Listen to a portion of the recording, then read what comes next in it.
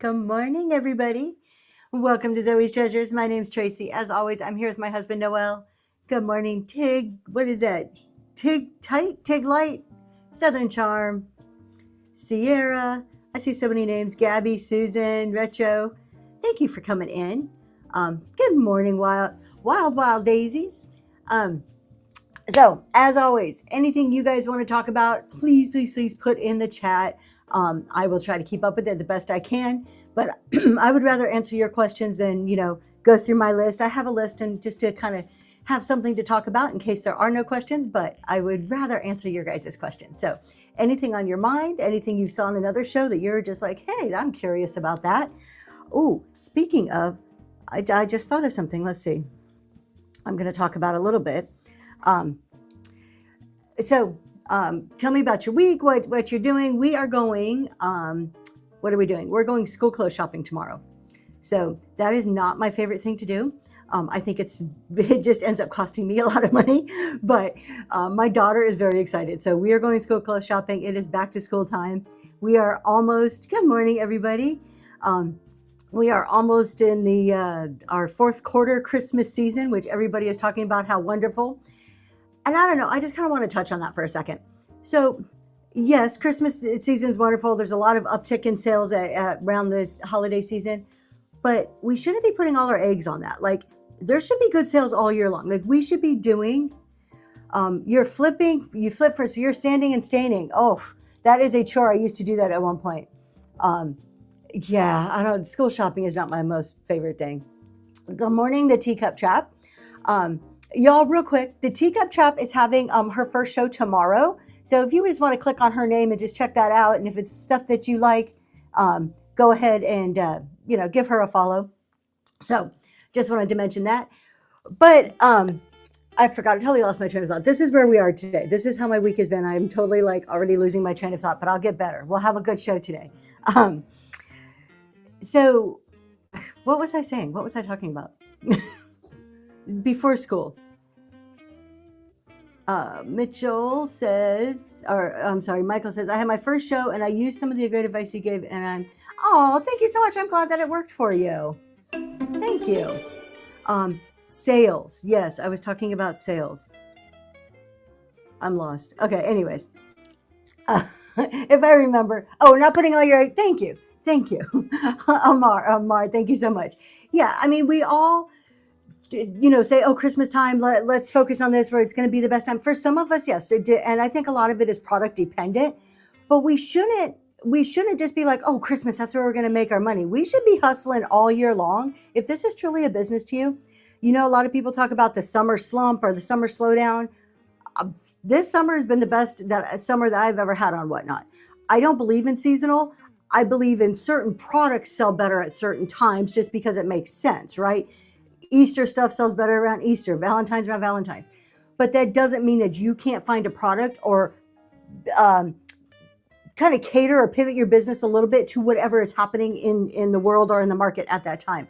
So I just want to just encourage you that, yeah, Christmas time may be great. This fourth quarter may be an awesome time, but don't let that be the end all be all. Like, I'm sure that you guys could find something to hustle and keep up those sales throughout the rest of the year. And that's all, just a little bit of encouragement on that. I do want to talk about something I heard this week. I saw it on a show, and somebody else, the person who was doing it on the show was talking about somebody else, and that's where they got it from. But just the importance of following the terms of service. I'm not a Whatnot employee. I am not here to be like, Whatnot, go read every little thing. But you should have enough knowledge to know what you're doing, not to get in trouble. And it's up to you if you're going to follow the rules or not, obviously. There's a little bit of risk tolerance. We all, maybe speed a little bit on the highway or, park too close to the line sometimes. But when it comes to Whatnot, they don't play. They'll slap your hand and then they'll boot you off for 2 or 3 days. And that's a really bad look for your customers. When your viewers or buyers want to go into your show and it shows that your account's no longer there, that's a bad look. And it's so easy to get into that Whatnot jail, for lack of a better term, that I don't know. It's just something that I see a lot of new sellers coming in and they're like, this seller did it and I saw this seller do it, so I can do it too. Well, you know what? what, I don't know if Whatnot does this or not, but let's just think about it logistically. If you're bringing in $1 million a year to Whatnot, or you're bringing in 100, who's Whatnot? Which one is Whatnot going to maybe kind of look the other way for? I'm not saying they do that. I'm just saying we need to follow the rules, and especially the newer sellers coming in, read the terms of service. And even those of us who have been here a little bit, they change. The terms of service change frequently. We need to stay up on it. So anyways, I saw somebody doing a giveaway, but they were not using a giveaway through, speaking of, let me start my giveaways. They were not doing a giveaway through the giveaway, like we're doing it now, through Whatnot. Real quick, what are you going to get up and running? 2 vintage postcards, black and white photos from 1900s. That's what's running right now. They would hold up their giveaway, and they said, if you tip me, I'm going to put, for every dollar you tip, I'm going to write your name down and put it in this jar. Then I'm going to pull that out at the end of the show, and I'm going to take it to the post office and mail this, whatever the item was, to you. That is way outside of Whatnot's terms of service. And a couple of people said something to the seller, and they're just, we're going to ignore you. I don't know what happened. I don't know, I ended up leaving the show. But it's completely outside terms of service. And that seller was a newer seller, less than 1,000 sales. And they kept saying, well, such and such does it. And who they were saying was a seller that I recognize as being around for a while. So just because somebody does something doesn't mean that it's right. Let's see, we have a question. When you weigh your items, do you include the weight of the box, or just the weight of the box? Absolutely. How you're going to ship it, because that's what you need to adjust your label to, is the full package. Whatever you are dropping off at the post office should be that weight on your label. So absolutely, when you weigh your items, and after time, I mean, at first, if you're a brand new seller, I would get out a box. I would get out your normal packing, whether it's paper, bubble wrap, put your item, put everything on the scale, and start to get used to it. The more you do it, the more you get to just a natural point of being able to estimate what that is. I heard someone on a seller support say, if a form filler wins the buyer giveaway, they send them a thing. And that's Christelle's. Good point. That's wrong too. Whatever you show, first of all, for giveaways, and you'll notice, like, I'll pick this up. Did I read? I did. I'll pick this up and I'll say, okay, hey, this is what you're getting. I might not make a big deal about it, but per terms of service, you have to show what the giveaway is, and whatever you show, that's what you have to send. It is absolutely, you cannot, because they didn't buy and you're doing a buyer's giveaway, if they're a form filler, send them something else. If you don't want that to happen, you know what the simplest thing is? Don't do a buyer's giveaway. Just pick somebody's box and put something in when you're shipping. There's no rules against that. So if you want to reward a buyer, but you don't want a form filler to get in, don't do a buyer's giveaway. That's part of the reason. I don't want to say that's part of the reason. I don't do buyer's giveaways. I have never, my whole time on Whatnot, ever done a buyer's giveaways. And it's not that I'm necessarily against them, but I don't know. I just feel that if I'm going to reward a buyer, I'll pick a box and put something special in it. And I see a lot of sellers do that, where everybody gets a couple little stickers or some ephemera. Southern Charm's really great about that. Almost every one of her boxes, there's I say almost. I have never got a box that didn't have it. It's like a plastic envelope with like some ephemera in there usually and some stickers. So it's really cool. But yeah, if you're doing a buyer's giveaway, you can't do that. Oh, you sweet Belle, you say you just weigh the item alone. So when you're first starting out, I don't think you have to weigh the item and the box every single time, because eventually you start to know, oh, okay, well, if this weighs 7 pounds, I know what the item is. It's probably going to be 1 pound, 2 ounces. So you just, after time, you start to like realize it, but you should have a basic understanding of what your packing material weighs and add that to your weight. How do you get a crowd? Colleen lost wages. How do you get a crowd? I've been on a couple times, each time with only 2 people, and can't keep them there. My best advice for that is consistency. And consistency and networking. It's like, it's no different than anything else. So, and then there's a couple other things I think come after that are just as important. But first off is being on, pick the day and the time that works best for you. And it may be something you play with for a few weeks until you find that day and time that works for you. Don't worry about anybody else. Don't worry about who's on at that time. If there's big sellers, little sellers, a lot of sellers, When are you at your best? When are you at your most energetic? You're ready to go. You're ready to do that thing, and you can give it your all, and actually have that time set aside, distraction free. So I think that's important too. Not just when you're at your best, but when if you have little kids, maybe that's their nap time. Maybe that's after their bedtime or before they get up. So if you have pets, if you have a loud pet, maybe that's when the pet is outside in the yard and not underneath your feet. So think about that. But consistency, Colleen, I would say just pick that day and time so people get to know when to expect you, and they'll start to come back. And then networking like you're doing right now. This is perfect. Go into shows, talk to people, meet friends, let them know when you're going to be on. After that, following that is having good product, having good lighting, doing all the things to make your show good.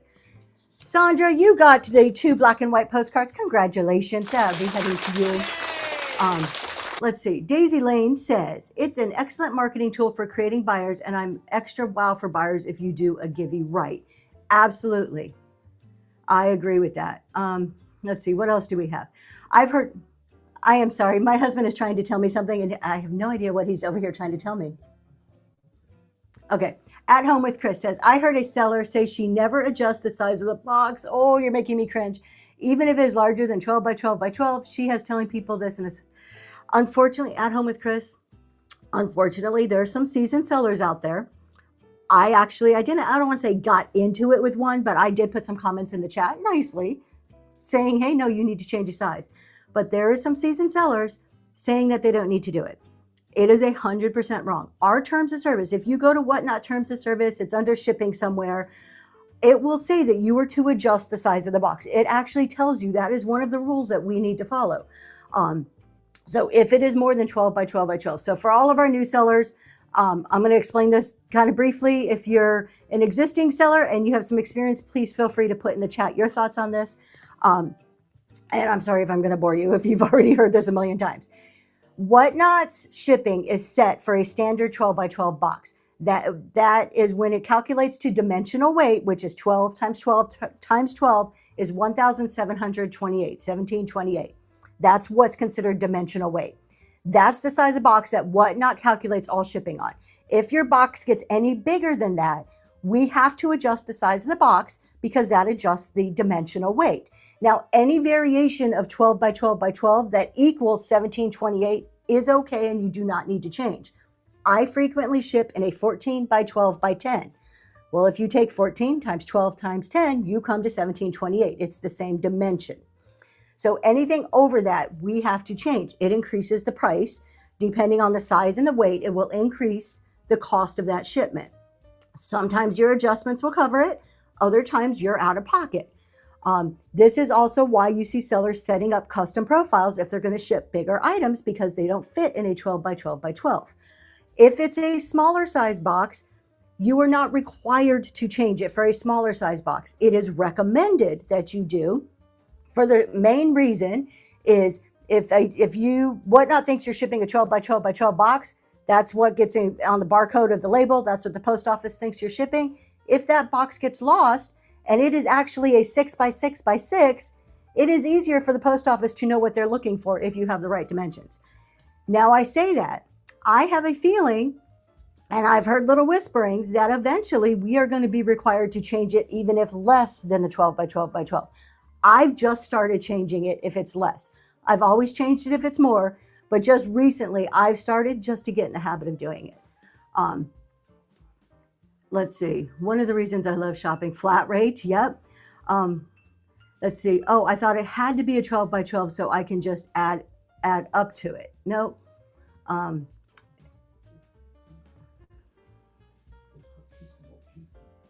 Let's see here. I'm just making sure I'm not missing something. A question. I'm missing a question. Nope, I don't see it. Let's see. I had a lady join my show last night, and she said she didn't need anything but here to support and just see how sweet is that. I mean, and that supporting people just by joining a show is awesome. All right, let's see. It's hard to sell anything if I don't start at $1. How do I get people interested in $1 to $5 starts? I've been selling baby clothes. Sell it for what you need to make out of it. Your crowd will come. if that product is worth that amount, I mean, that's obviously always something to look at. Is my product really worth 5, 8, 10, whatever it is that you're starting? If it's worth that, sell it for what it's worth. Don't do dollar starts until you could absorb a loss. If you can't afford for something to sell at $1, don't do it. And I know it's a huge draw. I'm a big fan of dollar starts. I'll be the first one to tell you, I think they work, they draw people. I think at first you lose money, but eventually it picks up. But if you're a brand new seller and you can't afford that ramp up time, don't do it. Establish a crowd. It is easier to establish your customer base at a $5, $6, $7, $8, whatever dollar amount, and then go down. That's easier to do. So to start out at a higher price and eventually 6 months in, 3 months in, whenever you're comfortable, to lower your prices, that just makes them happier, right? It is harder to start at $1 and then realize this doesn't work and now I'm $8, because all that work you just did to build up your customer base, they're like, what the heck? Well, what did you just do to me? So if you're new, start it at what you need to get for it. Your people will find you. Now, maybe this is a time where I would look at other sellers. If you're in your category, if you have a lot of big sellers doing dollar starts every Friday night at 6, this is a time when if you're struggling, you're just starting, and there's other sellers doing a lot of dollar starts, maybe I wouldn't go on with them, because then it's not so much direct competition. I would maybe go and look for another time where you can start building your base. But you need to do what's best for you. Sorry. One of the reasons I love ship. Oh, okay, I got that. How do you change it? How do I change? What was I talking about? Your shipping, your box size. When you go to ship and you're on your shipping screen on a computer, I don't do it on the phone, so I only talk about how to do it on a computer. When you're on your shipping screen and you pick that order, I picked Bob Jones's order. Over on the right-hand side, it's going to pop up all the shipping information. At the top of the screen, there's boxes where I can adjust. There's a little button that says Edit Shipment. Click Edit Shipment, and then it'll pop up and it'll allow me to change my box size and my weight. And if I want to, at that point, switch it to a flat rate box, I can also do that, switch it to a flat rate box.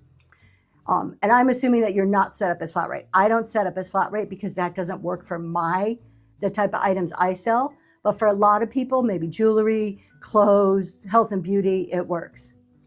Do you work? I do not work for Whatnot.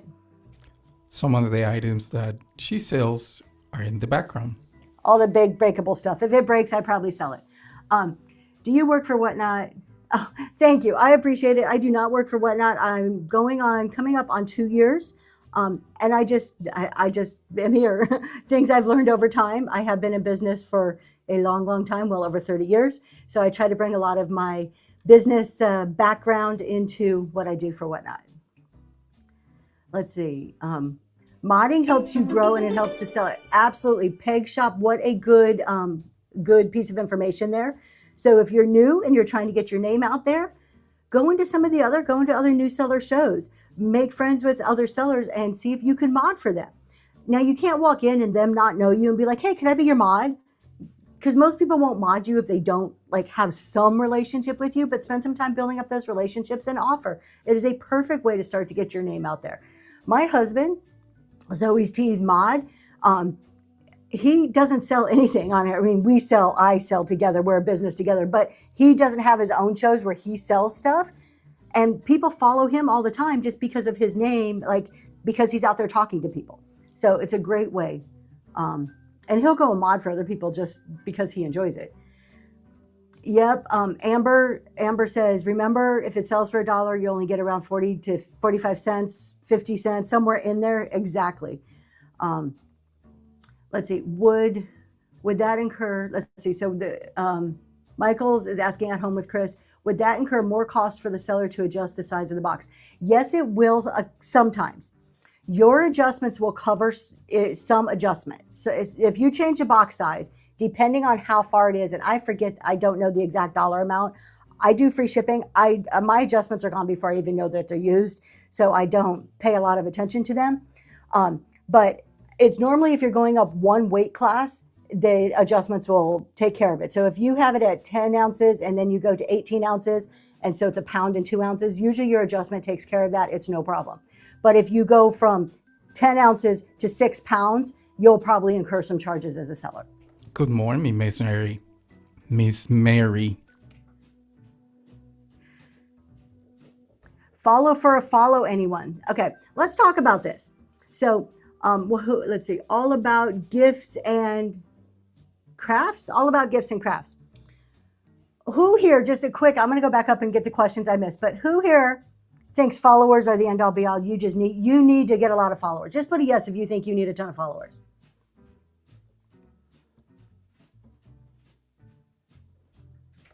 Amber Lee Designs. I create the graphics outside and then import them in the show. You can use something that is called OBS, Open Broadcast Software, to do something similar. And from time to time, I offer one-on-one consultations to show you what can be possible. So if you're interested, just send me a message and we can set something up. All right. So when I said who thinks followers are the end all be all, overwhelmingly, nope. I need buyers, not followers, was all the responses that just kind of just flooded in. That's right. Followers, I'll tell you what, the only thing I think, followers are important, but not the most important. Buyers are the most, I think viewers are the most important because viewers become buyers. Viewers have potential of being buyers. That's my opinion. I think I value my buyers. I wouldn't be in business if it wasn't for my buyers. Absolutely value them. But being in my show, to me, that's what's important. The chat, the interaction. And then if they see something they're going to like, they're going to buy. I have people who come in my shows, my selling shows on a regular basis that don't always buy. They may buy once a month. I have, 10 or so shows a month.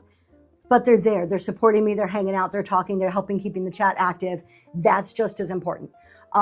Viewers, the only time I feel viewers are important is when you are first starting and you have 0 viewers. Viewers is a comfort thing and it's a conditioned thing. If we think of all the other social media, viewers are important on all the other social media because that's how it's monetized, right? That's what makes you big and special on all the other sites is how many viewers you have. TikTok, Instagram, whatever it may be. Or not viewers, I'm sorry, followers. I'm using the wrong word. How many followers you have. Here on Whatnot, I have, 4,000, 3,000, followers. Not 3,000 or 4,000 people show up in my shows. Look, right now we have 49, and I value each and every one of you 49 that are here right now. Where are the rest of the X thousand people who follow me? And they don't buy from me, I can tell you that. I don't have 3,000 people buying. So it's not necessarily the followers, it's the people in your shows. Congratulations, Peg Shop. That is so exciting. That feels so good when you make a sale like that. I'm so happy for you. So let's see, Daisy Elaine says, but extra followers and shows help the algorithm and become buyers. That's it. It's the viewers. It's the people that are in your shows that help that. Totally agree. The other thing I want to point out, now I'm not against, 1,000 followers show, 5,000 followers show, whatever it is, because you should have goals and you should celebrate whatever your goals are when you hit that goal. So if your goal is to get to a certain point because that number means something to you, go for it. I just want to ask you, when you have a 4,000 or 5,000 follower show, how many of those 4,000 or 5,000 people show up? You're sitting here celebrating your followers who aren't even there for the celebration. To me, that just summarizes how important, if followers are important or not. That's just my personal opinion. Now, I don't think there's anything wrong with those shows. Again, if you're doing it because that's your goal that you're celebrating, more power to you. That's fine. I just don't see him celebrating something just because I followed somebody. You will also see, let me start another giveaway. This is the only show I do giveaways in. And when I do them, I don't do them for followers. Anybody can enter because I want you to follow me because you like me or you like my products, not because I'm giving away something. This one is for a bookmark, a couple surprise inspirational cards, and you can plant this little guy and get some flowers out of it. That's running right now. Let's see, what else? What are we coming? So I'm looking at questions here. Try to put a question mark. If you're going to ask me a question, try to put a question mark so it pops out to me a little bit. I wish Whatnot didn't count the people who lurk from outside in your room or preview scroll over your show as part of your viewer count. I like that they count it because it tells me I do a conversion rate. I take what is my total viewers and my concurrent viewers, and I see how many of those I actually convert. I find that number useful to see if I'm doing enough in my shows to convert them. What am I not doing? If that number is too low, what am I not doing? Is my products not good enough? If I'm not exciting enough, what am I not doing that when somebody's scrolling, they're like, no, don't want to look at her, keep moving. I might not know all the reasons, but I could look if that number is too low and start saying, maybe I need to change something. I've only sold like 26 items in 5 months. You know what? That's 26 more than you did 5 months ago. So I'm proud of you. That's still great. I don't think I sold anything. I was looking the other day at our analytics. I sold one thing my first show and then probably nothing for multiple shows after that. And then it was like, I was happy if I could sell 1 or 2 things a show. Sometimes we get on here, and this is a misconception, is that we get on here and we see these sellers and they're having sold out shows and they're one thing after another is getting bid up, and they make it look so easy. What we don't see is when they first started. And it is very, very few sellers that are going to get on here and shoot to the top or have shows like that in a matter of months. Does it happen? Yes. I know a couple of them that have been on here just a couple of months and have shot to the top. That's not the standard practice. That's not really what happens. They're the exceptions to the rule, and it's wonderful for them. It's great. But we can't look at them and expect to have the same thing.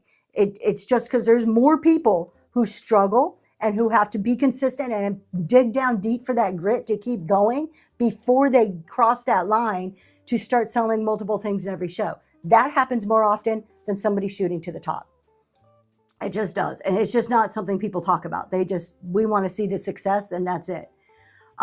Mary says, I have 5K followers, but the most buyers in a show at one time is 35. See right there. And average at one moment is often 10 or 12. Let's see if I missed any other questions.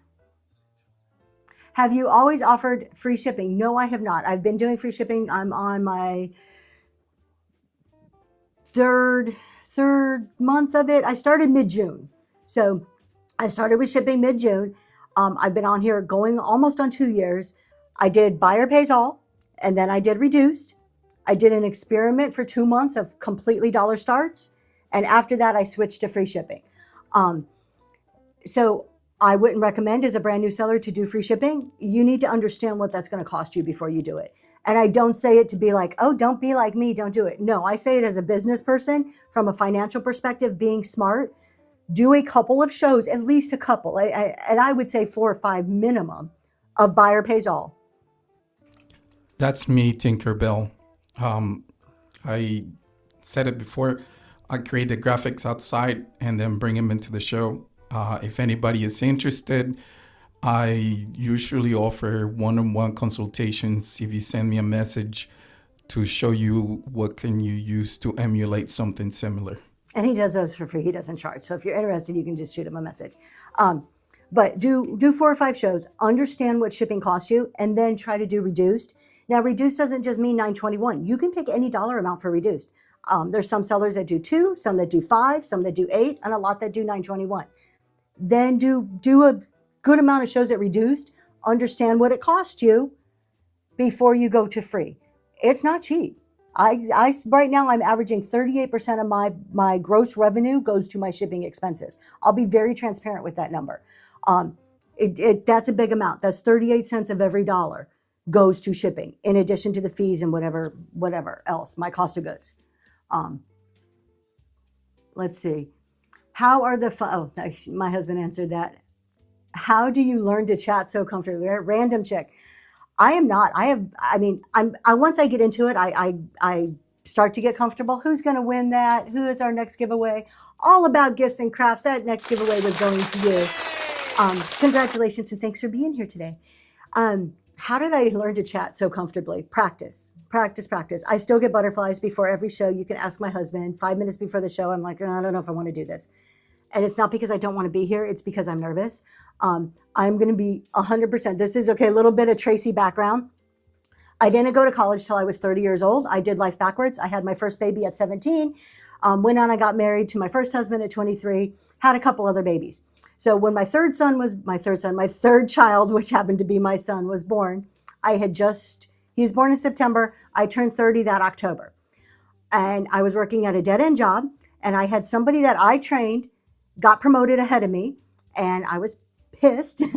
And the reason I was told is because I didn't have a college degree. So at 30 years old, I decided to go back to college with 3 little kids, one of them being a newborn.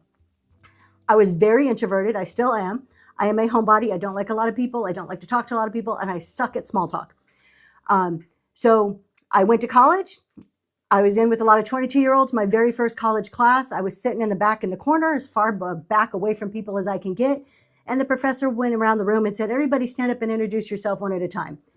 If there was a clear path to the door, I would have been gone and never went back. I was shaking. And all I had to do was stand up and say my name. And I was like this, that's where I was. I went through almost 8 years of college. I did my bachelor's and then I did a master's degree. And little by little in college, you got to get up and give presentations. And it's like just forcing yourself, face that fear over and over and over again. I ended up in a position in a job where I teach. I travel around, I write trainings, and now I travel around and teach.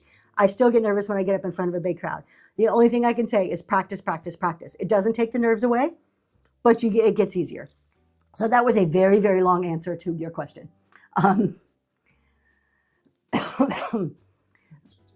Do you suggest QuickBooks or something similar to track expenses? The Vintage Vine. I'm a CPA, so I am all about QuickBooks now, especially that's what I use. However, I didn't always use QuickBooks.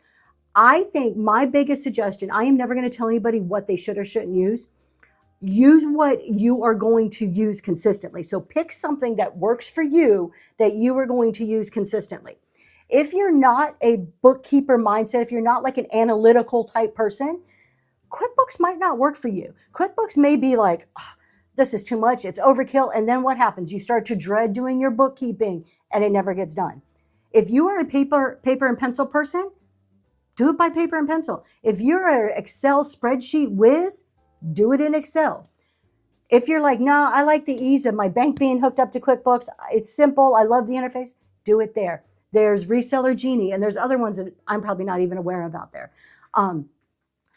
The best advice I can give is use the method that you are going to use consistently, one that works for you. For years and years, I did Excel. I did a simple Excel spreadsheet. A lot of times you don't need anything more than that. I made the switch because there were some features in QuickBooks that I liked, particularly how it tracks my mileage, because that was a weak spot for me. That was a spot that I kept forgetting to do, and I needed to find a solution to that. For a first-time seller, which type of shipping do you recommend? Buyer pays all or reduced? For a first-time, your very absolute first shows, I would do buyer pays all. Do 4 or 5 shows. Go back and look and understand what that shipping cost. And take a look. Okay, you can look at each shipment. You can see what your buyers paid in shipping. Add that up for a couple of shows. So you know in every show, the average is X dollars. Or for every order, it's, most people are ordering stuff that fit in a flat rate. It's $9.21. If you're going to offer reduced at $5, then you're going to be paying $4.21 for every single shipment that goes out. Can you afford that? So do buyer pays off for at least a few shows so you can get some numbers, analyze that, and then I would suggest going to reduce if you can afford to do so. I'm going to start selling on a different account. We are wondering, how do sellers have 2 separate screens and start the auction from the second screen? Super easy. Heavenly Hippie, start your show on what you're streaming from. So if you're using your phone as your camera, start your show on that one and then go to your second device and start the show after. So whatever you started on the device that you're streaming from, once it's up and running, you hit start show, it's going, go to your second device and hit start show. Now, depending on that second device, you may not get a picture on that second device. We run on a camera, an actual physical camera, but I have an iPad right here. And so my husband starts the cameras going, and then I start the iPad. I don't get a picture on my iPad, but I can see, I can run auctions on it. I can see the chat. I can see giveaway winners, stuff like that on it. So it's still useful. Speaking of giveaways, let's do another one. What do we have here? Oh, we have one of the smelly good things. This is a bath. This is like a tea thing that you put in the bath and it helps you relax. It's called Spa Life. That's what we have for number 3. That's up and running. So that's how you do 2 cameras. Let's see. We are going to start selling. Oh, I just read that. Just read it. Yes, my daughter is Zoe. So my name's Tracy. My husband's Noel. Zoe is my youngest, my only one left at home. We have five between us. Four are mine. One is his. So we have five between us, and Zoe is our only one left at home. Did I just describe you when I was talking about being Southern Charm, about being scared to talk? I'm way behind y'all. What is the best way to get consistent crowd in shows? Keep showing up. Keep doing your thing. Keep doing you. And here's the thing. I heard another seller say this the other day. Who was it? Who were we listening to that said that? Oh, Farm LLC. And I'm going to talk about Farm LLC in a minute too. But Farm LLC said, I don't want 100 people. I don't want 200 people in my show. And she was so spot on. We see these sellers that have 200, 300 people in their shows, but think about it from a buyer. Take your seller hat off and put your buyer hat on. It's cool to go into a seller show that has 200 or 300 people, right? It's this big group. It's a party. It's fun. But when you're bidding, do you feel you have more competition? Do you feel you get outbid? Do you feel that it's hard to get the item you want at the best price because you have 200 or 300 people in the show? So as a seller, if I take off my buyer hat, put my seller hat on, there's a sweet spot in there somewhere. 30 to 40 people gives me as a seller enough people in my room. Thank you for your purchase from the bin. Enough people in my room to keep it lively, to get a good chat going, to have people, multiple people wanting the item.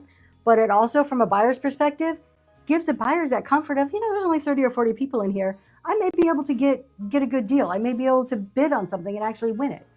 I'm not saying anything bad against people who have 200 or 300, because I'll tell you what, there's days where I wish, like, man, if I had 200 people. But honestly, I think there's a sweet spot. I have to agree, and that's not my original thought. I got to give all the credit to Farm LLC. Your babies are all grown up. 30. I have a 36-year-old. My oldest is 36. My youngest is about to be 15. My oldest is 36. You're not old, because if you're old, then I'm old. So we're not old. Let's see. I can't afford things. So here we go. River Run Trading Post. I can't afford things of shows with over 100 people. Now, I'm not saying it doesn't happen. There are some, some of we all know who they are. Lancaster Exchange. I'm talking just vintage. I'm thinking just in vintage decor right now. Lancaster, Upcycled with Brie, Hodge. I'm sure there's some more that I'm not naming at the moment right off the top of my head. They usually all have 200 people or so, and they all do dollar starts. Occasionally you get something at $1, but not. Oh, House of Coop. Yep. You're fired, Miss Michelle. What did we fire Michelle for? My dog swiped me out of the show. It happens. It happens, people. Yes, House of Coop. That's another one. But what happens? They're fun. They're exciting. I go into their shows. How do I know their name? Because I'm in their shows too. I go and watch them. But at the same time, sometimes it's hard to get the items you want. So when we think about our growth, think about that. Think about, where is that sweet spot for you? For them, maybe it is great for them as sellers because things are selling. They're making money. I don't know. You really got to think what works best for you, because the flip side of that is everything that sells, they have to ship. And I know most of those people, from what I hear them saying in their own shows, they do their own shipping. So whatever you sell, you got to ship, right? And it's a struggle sometimes. I'm going to admit, I have been right at my 2 days and a couple of times hitting 3. It is a struggle to ship sometimes, especially those of us who have life. Yeah, glass is hard, breakables are hard. So depending on what you're selling, the time it takes to ship, and then whatever else is happening in your life at that moment, Yesterday, I wanted to get up and ship. I had to go get new tires on my car. I had to leave here at 6:30 in the morning. We didn't get home till 7:30 at night. And then I'm in there shipping to make sure they go out today. Like, it happens. It's life, right? Start at $1 and 400 people later at 75.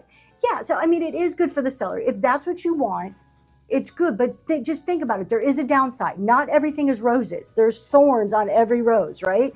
The thorn in having 300 people in your room is that some buyers are not going to be attracted to that. I have a crock show coming up and was contemplating putting glass in it. Then I started thinking about shipping. Exactly. You're going to have to start doing a lot of unbundling at that point. Who is our next giveaway winner? Maxigen 92273. Thank you for being in the show. And you are the last giveaway, or not the last, the most recent giveaway winner. You're going to get some, like a little tea thing you put in your bath. It's supposed to make you relax. I need anything to help me relax. I'm a little wound up. Previously mentioned, have a good day. You may need to change the other. So let's see. Taco Cat Lady. The other problem is I can't sell nights they are in because everyone is in their shows. So Taco Cat Lady, I don't know about that. Green 13 mentioned this, and I think he's kind of right on. There is going to be a bunch of people when House of Coop is on, when Lancaster, when Hodge, these people that have 300 or 400 people in their shows, when they're on, there are going to be a whole group of buyers who don't want the crowd, who don't want to compete, who want to talk and chat and be able to and not get lost in the flow of the chat. It could be a good opportunity for you. It really could. Choco Dog, it's hard right now to keep going. People just don't chat. They bounce in and out so quickly. Choco Dog, I don't think people talk to my shows for almost a year. I get it. I feel the pain. And I'm not a small talk person. So if somebody wasn't asking me a question, I wasn't asking them questions. And it is difficult, but you keep going. All I can say is like, keep going. Try a chat show too. I found that once I started my chat shows, and for those of you who are new to me, Fridays during the most of the year is just general chat. When we get to tax season around October through about February, March, I switch more and I do a lot more accounting and tax focused shows. And so that's what I started with, was my expertise is accounting and tax. And that's what I started my chat shows with. And I found that my growth really started when people started to get to know me. I did maybe 25 on one Friday night. I was on with just keep going. $25. That's still good. I mean, it's 25 more than you had an hour ago, right? That's it. Daisy Lane, that is probably one of the biggest things. If you're on a budget, there's times you can ask my husband, he'll chime in over here. Every day I'm telling him, quit shopping, quit spending money on whatnot. Every day I get on him. Another package comes and I'm like, I give him that look. You just spending more money, aren't you? So if you can't keep spending money, just go and chat. That is one of the biggest ways we can support each other. And it's a win-win. You're supporting the seller and people are seeing your name. It's a win-win. Can you folks hear me okay? Oh, there you go. That's a perfect question. Yeah. Hey, can you guys hear me? Is my sound on? Are you alive out there? But I buy cool stuff. I know he almost bought soap. And do you know how much soap we have, Southern Charm? Like, we both buy from Leslie. We have so much soap in this house that if anybody is ever dirty, you got a problem in my house. Tipping helps. I'm not asking for tips. I'm reading a comment. But yeah, tipping $1 helps if you can't buy something. They do answer eventually. People will answer you. Let's see. You can come to my shows. I can tell you. There you go. See, At Home with Chris goes in. I know I have a lot too. I also buy more. Yep. Maybe Thank you, with Chris. I might need to do soap giveaways. We have a ton. We use it. I love it. That's why I have so much, because we love Leslie. If those of you who don't know, Leslie is a reworker's passion. She makes the best soaps ever. The best soaps ever. Bath and Body has nothing on Miss Leslie. I'm just saying. My wife bought a green Anchor Hawking glass candy dish that I already had two. I know. Sometimes my husband will buy things and he's like, I thought you would like it. And I'm like, yes, honey, I do like it. I like it to sell. Like, I have so much stuff. I know she's coming out with lotions. I can't wait for like the body balms and stuff like that. I always tell people no obligation to buy, just hang out. Exactly. Okay. Yes. Amber makes a good point real quick. If I just got to like harp on this, don't do the boosts. You guys don't go in somebody's room and boost their shows. They get nothing. The seller gets nothing. There is no analytics that prove that boosts work. There is nothing that shows that it helps that seller. Maybe 2 or 3 more buyers may pop in their room. Our viewers may pop in, but there's nothing that really shows. Would you tag a reworker's passion? Thank you. That the boost work. If you really, really want to support a seller, tip, buy, or chat. Those are the three best ways to support a seller in that order. Tipping, sellers get 100% of those tips. Buying, you get a product and the seller gets the profit after the fees and whatever else. And then chatting. Chatting just helps keep their show lively. It helps keep their spirits up. Sometimes we've heard, how do we get people to talk? As a seller, if you've never sold up here, standing in front of a camera talking to yourself for 2 or 3 hours and nobody buys anything and you're like this, you're like, look at this great mug, da da da da. Thanks for checking that out. And you're happy. And then inside you're like, oh, I wish somebody would have bought that. And then you pick the next item. You're like, and then I have this one. Look at this one. It's great. Okay, thank you for looking.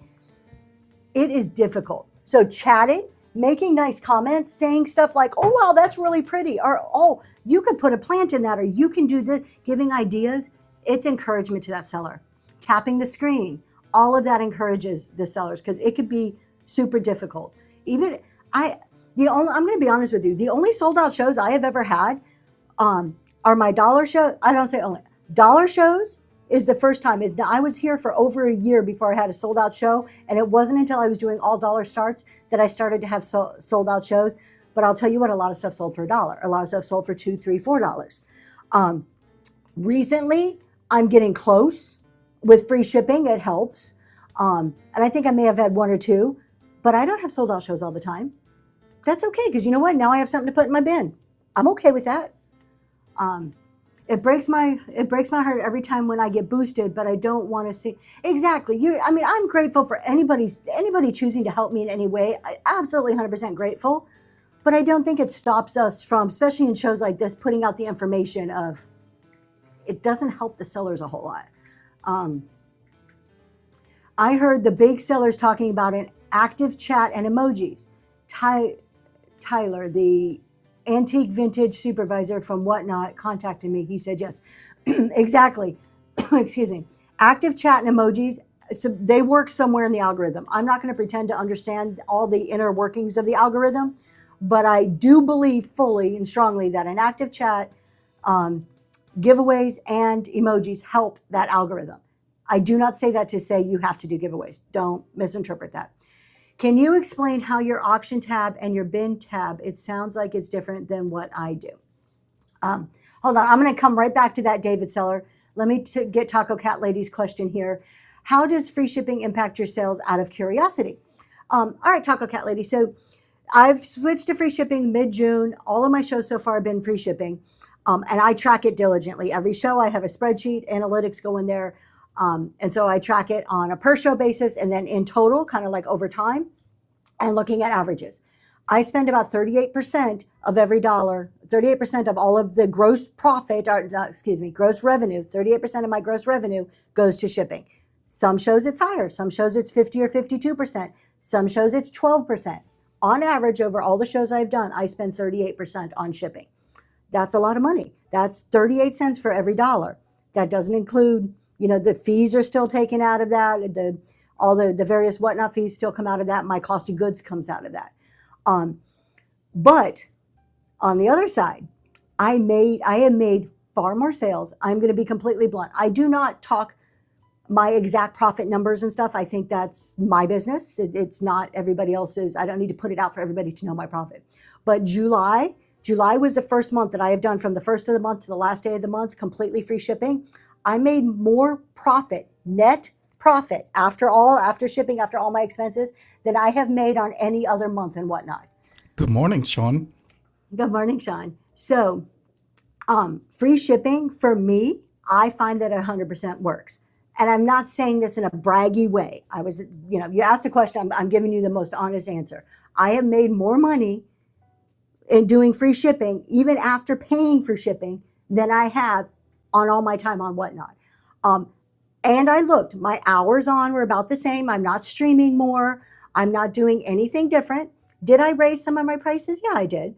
At first I didn't, but have I increased some? Yes. I'm still half of what the other sites are and lower than most of the other sellers on this platform. So I feel okay. My husband says, oh, you shouldn't say that. I'm going to say it anyways. I feel my prices are competitive. And as a seller, I think that's okay to say. So that's where free shipping gets you. But you have to be ready for it. You have to be able to build up to it, be able to analyze, and know what your numbers are. And there's some shows, I'll tell you, let's just look at it like this. If I'm going to sell this coffee mug for, what can a coffee mug go for? $8 maybe? 8 to 10? Depending if it's a fancier, maybe if it's a Tonala, I might go for a little bit more. But this one, good morning, a Reworker's Passion. There you guys go. We were talking about you. Good morning, Miss Leslie. The Reworker's Passion is Miss Leslie. We tagged you earlier. We were talking about your soaps, and a bunch of people were asking where do they get them. So we tagged you. Thank you for coming in. So let's just talk free shipping for a second. If I sell this for $8, this is going to be more than a pound. Once I wrap it up in bubble wrap, put it in a box, it's going to be more than a pound. So I sell it for $8. It costs me $9.21 to ship, right? And I'm not taking into account whatnot fees and what I paid for it. I've lost money on this. Now, if I look at it like just that, I'll never do free shipping. But if I sold this and this piece of Mexican pottery for maybe $30, that's not 30, what? Yeah, $20 to $30, and they ship together, now I've made money. It's not the law of one, it's the law of averages that you have to look at when you're doing reduced or free shipping. So part of the hurdle when you're doing free shipping is trying to encourage more than one sale. I'm going to very blunt and transparent about this. When somebody buys just one item at a mid-range, an $8 to $15 price point, my profit is zero to very, very little. My goal is, and my hope is that they're going to buy the coffee mug and something else, because that's, for me, free shipping that makes free shipping beneficial to me. How do I encourage that? My rewards program is going to totally be changing as of September 1st. As the new quarter, when we get to update our rewards, those of you that come into my shows will see a completely new rewards. Very beneficial to you guys, but it also will encourage you to make multiple purchases. I give a coupon. Anytime somebody buys 3 or more items in any show, they get a coupon for the next show. So I'm doing whatever I can to encourage that on the free shipping. What happens with free shipping is you lose that mentality of filling the box. They have no skin in the game on shipping, so buyers don't want, there's nothing there to urge them to fill the box. I have noticed since I have been doing reduced shipping, people buy multiple items instead of one and done. 100%. Southern Tribes, you just hit the nail on the head. It's because me as a buyer, if I'm going to pay $9, good. My husband's yelling at me because I'm not using a coaster. If I'm going to pay $9 or even $5 in shipping, I want to make the most of that. I want to make the most of my $5. So can you explain coupons that can be created? I have yet to figure them out. The Vintage Vine, I think coupons are one of the most underutilized tools that Whatnot has, and probably one of the best things that Whatnot offers us as sellers. Coupons were first invented late 1800s by Coca-Cola. They have been around well over 100 years. What does that tell you? It tells you that they work, right? Plain and simple, coupons work. That's right. I love offering coupons. They so work.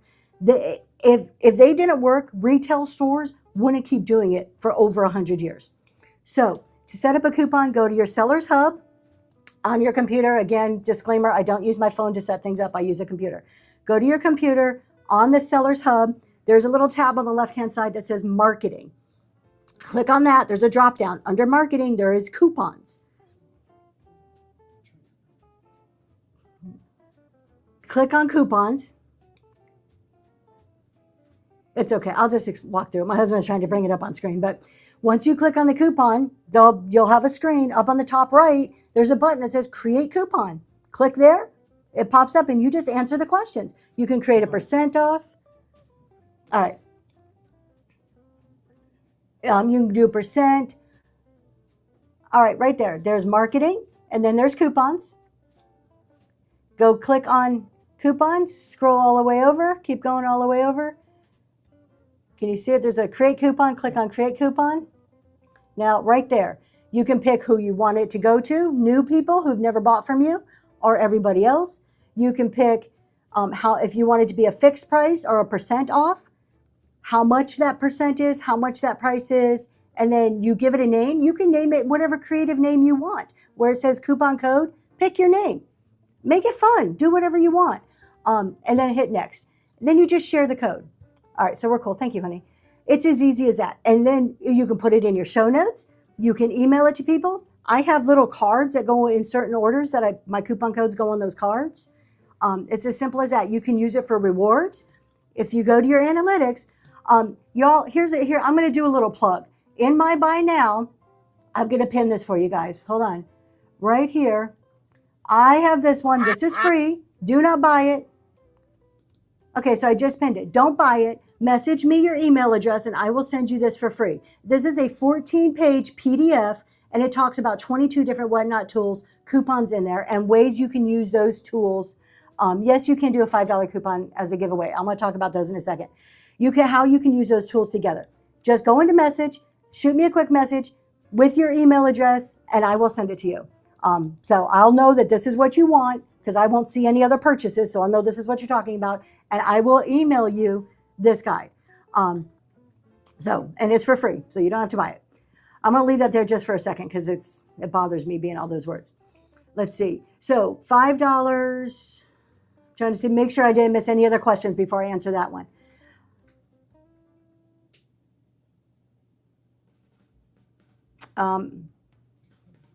How do you set it up for your next show?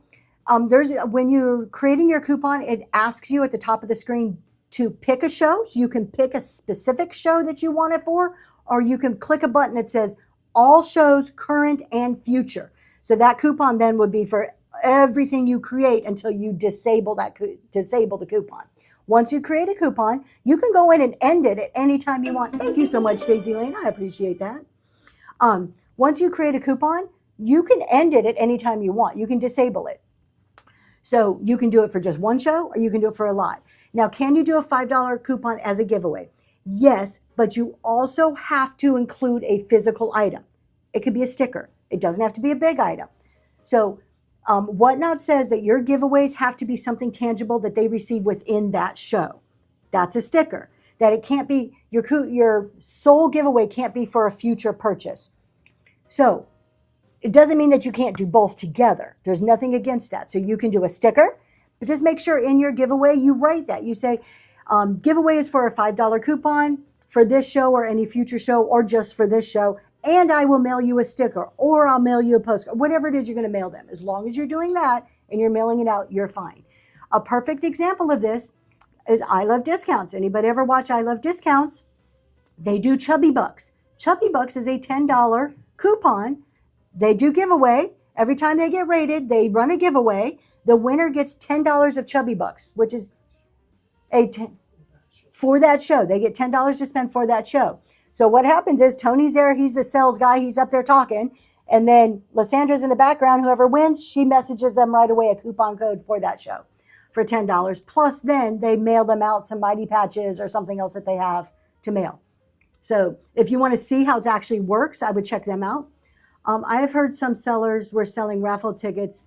That is against At Home with Chris. Absolutely. I was talking about that when I first came on. I went into a show.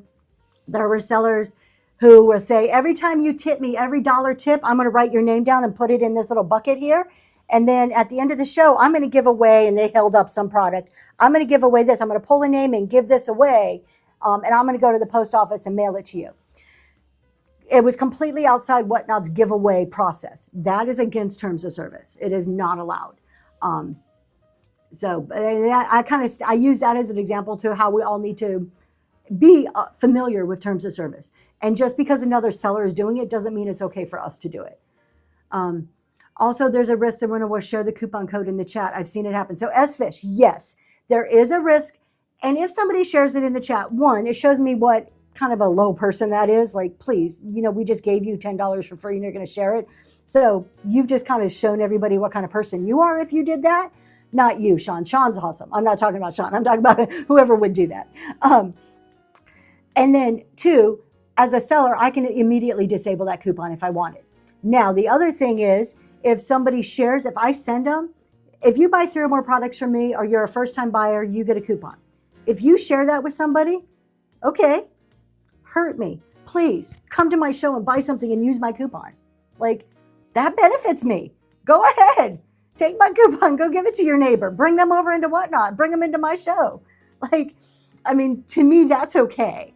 But I'm not giving away $10 in free neither. I mean, it's, a % off. I would go in and deactivate it right away. Involving gambling could potentially against the law. Exactly. Okay. Good morning, Mrs. Big Papa Pump.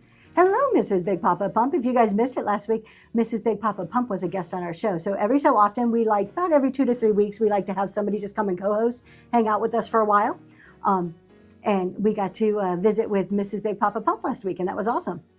We got our items too. Thank you so much. My daughter was thrilled with those um, yarns. All right, I'm going to take that down, but again, that's free. In my bin, you guys, I'm just going to do a quick little plug. In my bin, I do have PDFs for $5. If you purchase them, I will just message me with your email address and you will get an email printable version by email. I did just put a new one in this week. It is financial statements, so that is new for this week. I think it's like 10 pages, maybe it's 7. I don't remember off the top of my head. What is it? It is 7 pages, but it talks all about your 3 basic financial statements, what they are, how to understand them. It is not going to tell you every little detail for you to create the most perfect financial statements, but it will help you understand them and give you a really good base to start to make some decisions and to talk to your accountant or CPA. I also included at the end of that some common financial like analytic formulas to help you analyze your numbers. Absolutely, River Run. Absolutely. Thank you, Extending Grace Shop. I appreciate that. Let's see. A lot of states do a raffle. That's what you're answering. You have to raffle license. Yep. And this is the reason, you guys, this is the reason why Whatnot tells us that we have to use their giveaway, because they have set things up to comply with state, federal, local laws. Whatnot doesn't want to get in trouble. They don't want us doing things. I wish I could. I would love to provide CPA services. Unfortunately, I work for a very large accounting firm, and I work in the audit department, so it impairs our independence. So I am not allowed. This is the extent of what I'm allowed to do, is to sell these and do my talk shows, but I can't actually do any type of accounting for a fee of any sort. I knew that because I was Duck Unlimited committee member for Dinners in Michigan. Now Indiana does not have that requirement. Yeah. So Whatnot, the rules Whatnot sets up, why do we have rules? It's because somebody effed something up. I'm not going to say the word, but that's why, right? Somebody got in trouble doing something. So now you got to create a rule. Now you got to fix it by creating a rule. It's like the same thing with our kids. We don't start out by saying, you're not allowed to sneak out of the house, right? I haven't told my teenager that yet once. Now we train them up right in the way they should go. If she sneaks out, you darn right I'm going to be setting a rule like, if you sneak out, this is the consequence you're going to have. Like, you don't start out with telling your 2-year-old, if they've never gone near the plug, you don't start saying, don't put the fork in the plug. You wait, you get rules because something happens. Same thing with Whatnot. We're just literally, adults are just we're grown up kids. We're all kids at heart. We're just big kids. We need rules to guide us.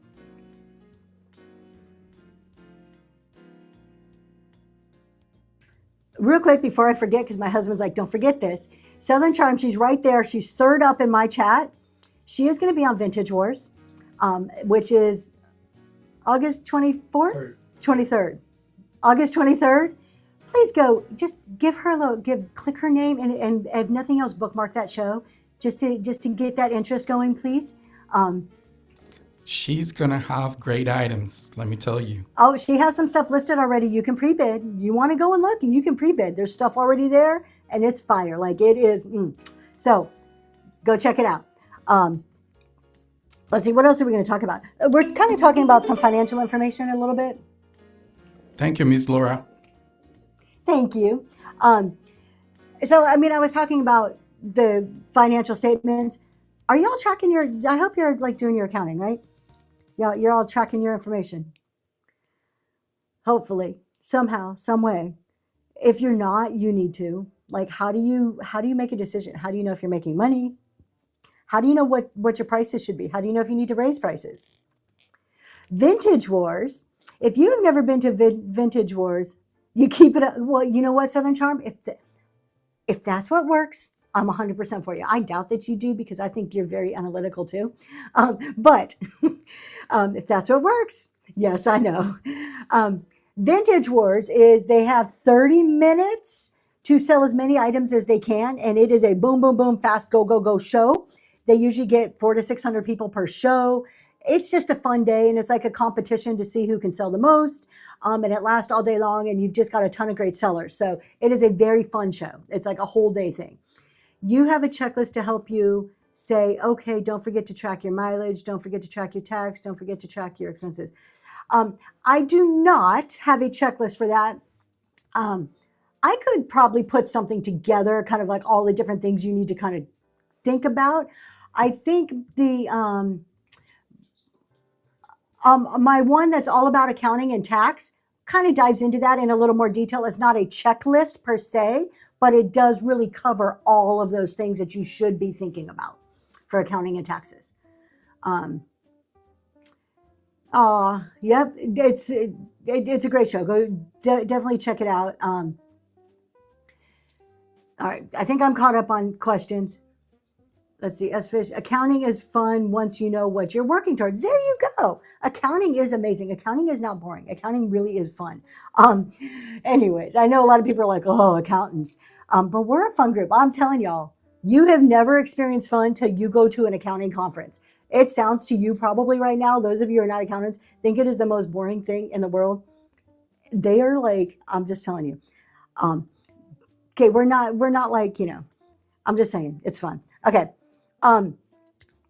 When it comes to just, I don't want to talk accounting and tax all day, but if you're not doing accounting, if you're not keeping your records and you're like, oh, well, I checked my bank balance, it's growing, we're good. You can't really tell by that. You can't do anything with that. Accounting conferences after the meeting, I'm sure there are a lot of liquor. There is. Let's see. I'm doing a raid train. Awesome. You're an accountant. Let's see. My husband's trying to tell me I missed something here. Let me look. Let me see what I'm missing. I have been saying for 6 weeks and have not kept up with cost, etc. Do you suggest printing receipts on file for backup to Excel or electronic receipts? I say whatever works for you.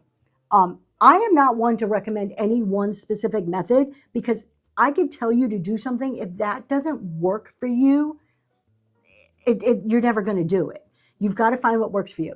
The IRS doesn't care if your receipt's electronic or printed, as long as you have something and you can access it if ever asked for it.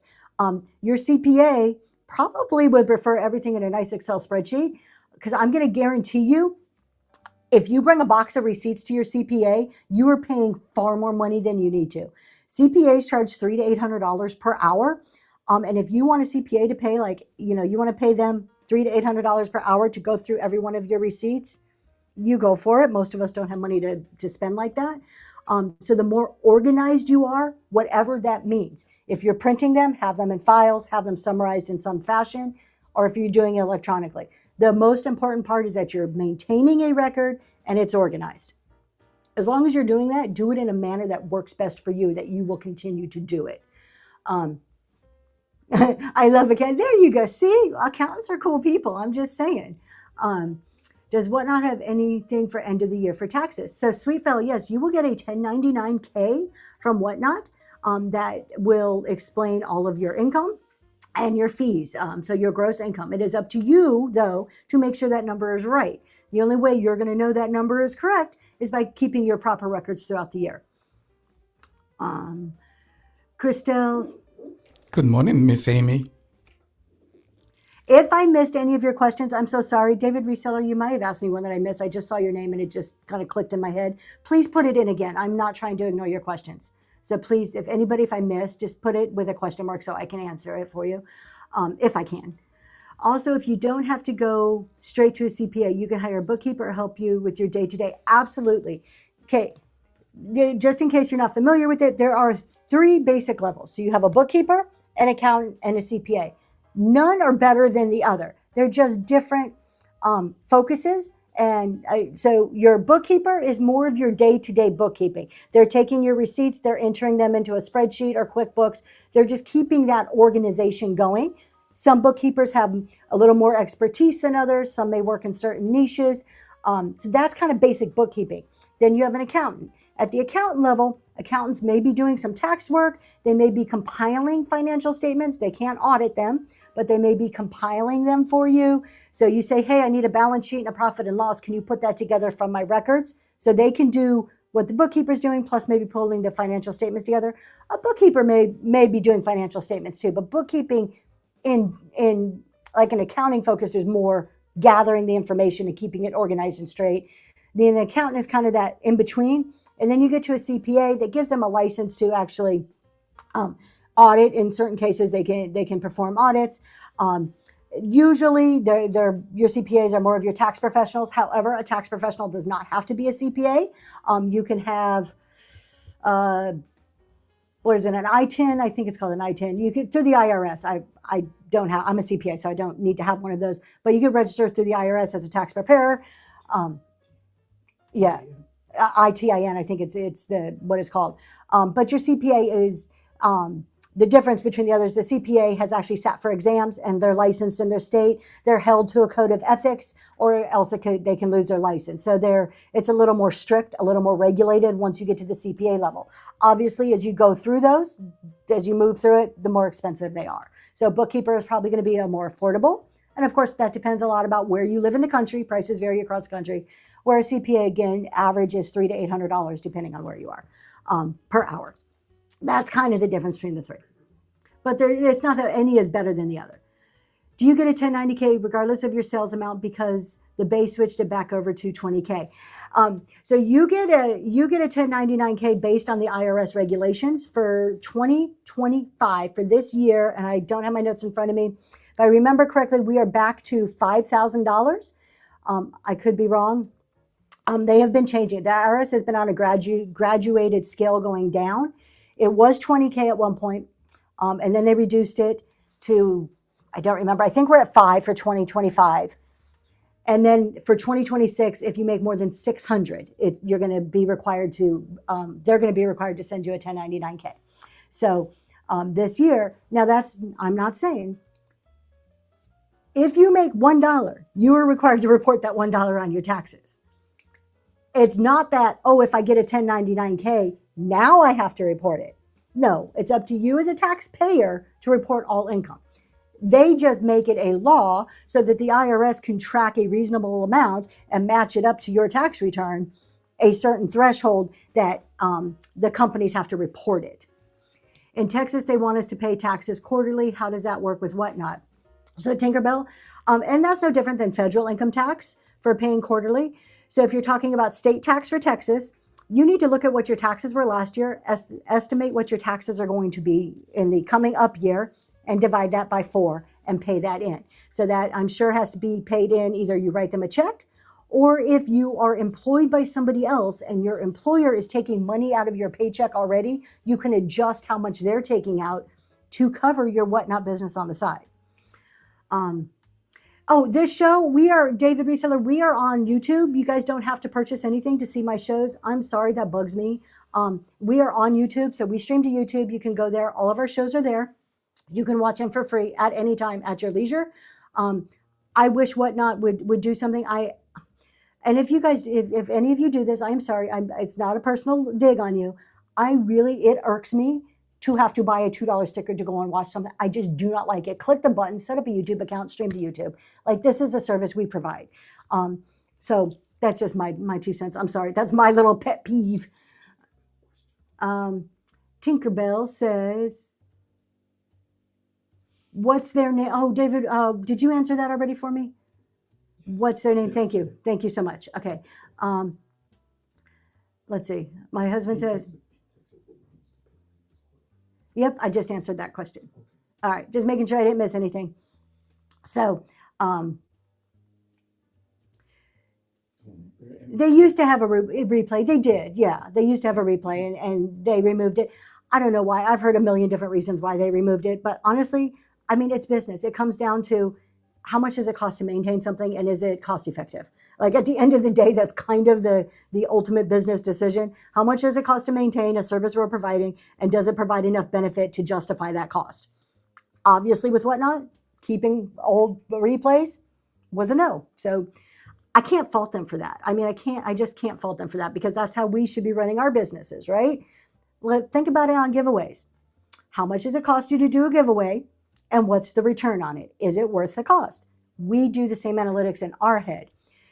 Do you know you don't have a video receipt if the show is private? I did not know that. That's a good point. So that is my thing I have learned today. So no, if you do a private show, no video receipts. Very interesting. I would suggest multicasting when you can. I'm not a big social media user. I have Instagram. I have a website. I have a Facebook. I don't post like I should. I know you're getting a lot of these chat shows that'll talk about utilize all your social media, and I think it's great. I wish I could. I'm just not there. I'm one person. I don't have enough time. It's between doing shows, packing, doing my full-time job, taking care of my family. Social media is so far down on the list that I don't get to it. I wish I could utilize it more, and I think it's a great tool. Actually, in my 22 tools, I talk about it. Okay, so private, so absolutely, I mean, I think social media is great, but Southern Charms make it a good point. I do a VIP show, so it's a private show for my rewards members. The top 3 tiers get invited to a private show at the end of each month. I just started this last month, and Southern Charm was there. And so I guess in the VIP shows, because it is a private show for just reward members, we don't get video receipts. That's interesting. I did not know that. Now, we, just as sellers, this may be something you guys want to do because we have found it extremely helpful. We record all of our own shows. So aside from YouTube, aside from anywhere else, we have a server that all of our shows get recorded on. So not only can I see the chat, what I'm selling, who buys what. Good morning, Lintro. Good morning, Lintro. If there's any questions, and there's been times, especially when I'm doing random polls, that a tag will fall off, and I'm like, who bought item number 23? We go back to our shows, and I can watch through the whole show. I can see everything just as if I was watching it live. So that's a suggestion. If video receipts are something that you rely on a lot, I have never used Whatnot's video receipts because I just don't quite.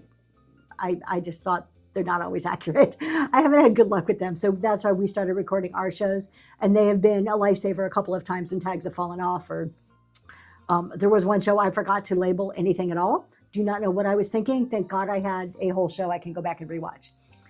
I don't use social media at all to guide people to my shows. Still do fine with Whatnot. Maybe my customer base doesn't. Exactly. I mean, I think social media is great and it can have huge benefits, and I've seen people utilize it really, really well. Here's my caution with social media. There's so much out there. We are businesses. You're on Whatnot for a business, right? I mean, there's some Whatnot people who make their brand who they are as like a reality TV show, and that's why people flock to them to watch the trauma, drama, whatever of the reality TV life. But for most of us, we are here to make money. We are a business. We try to operate as such, like as a business. Your social media, that line is so thin between business and funny.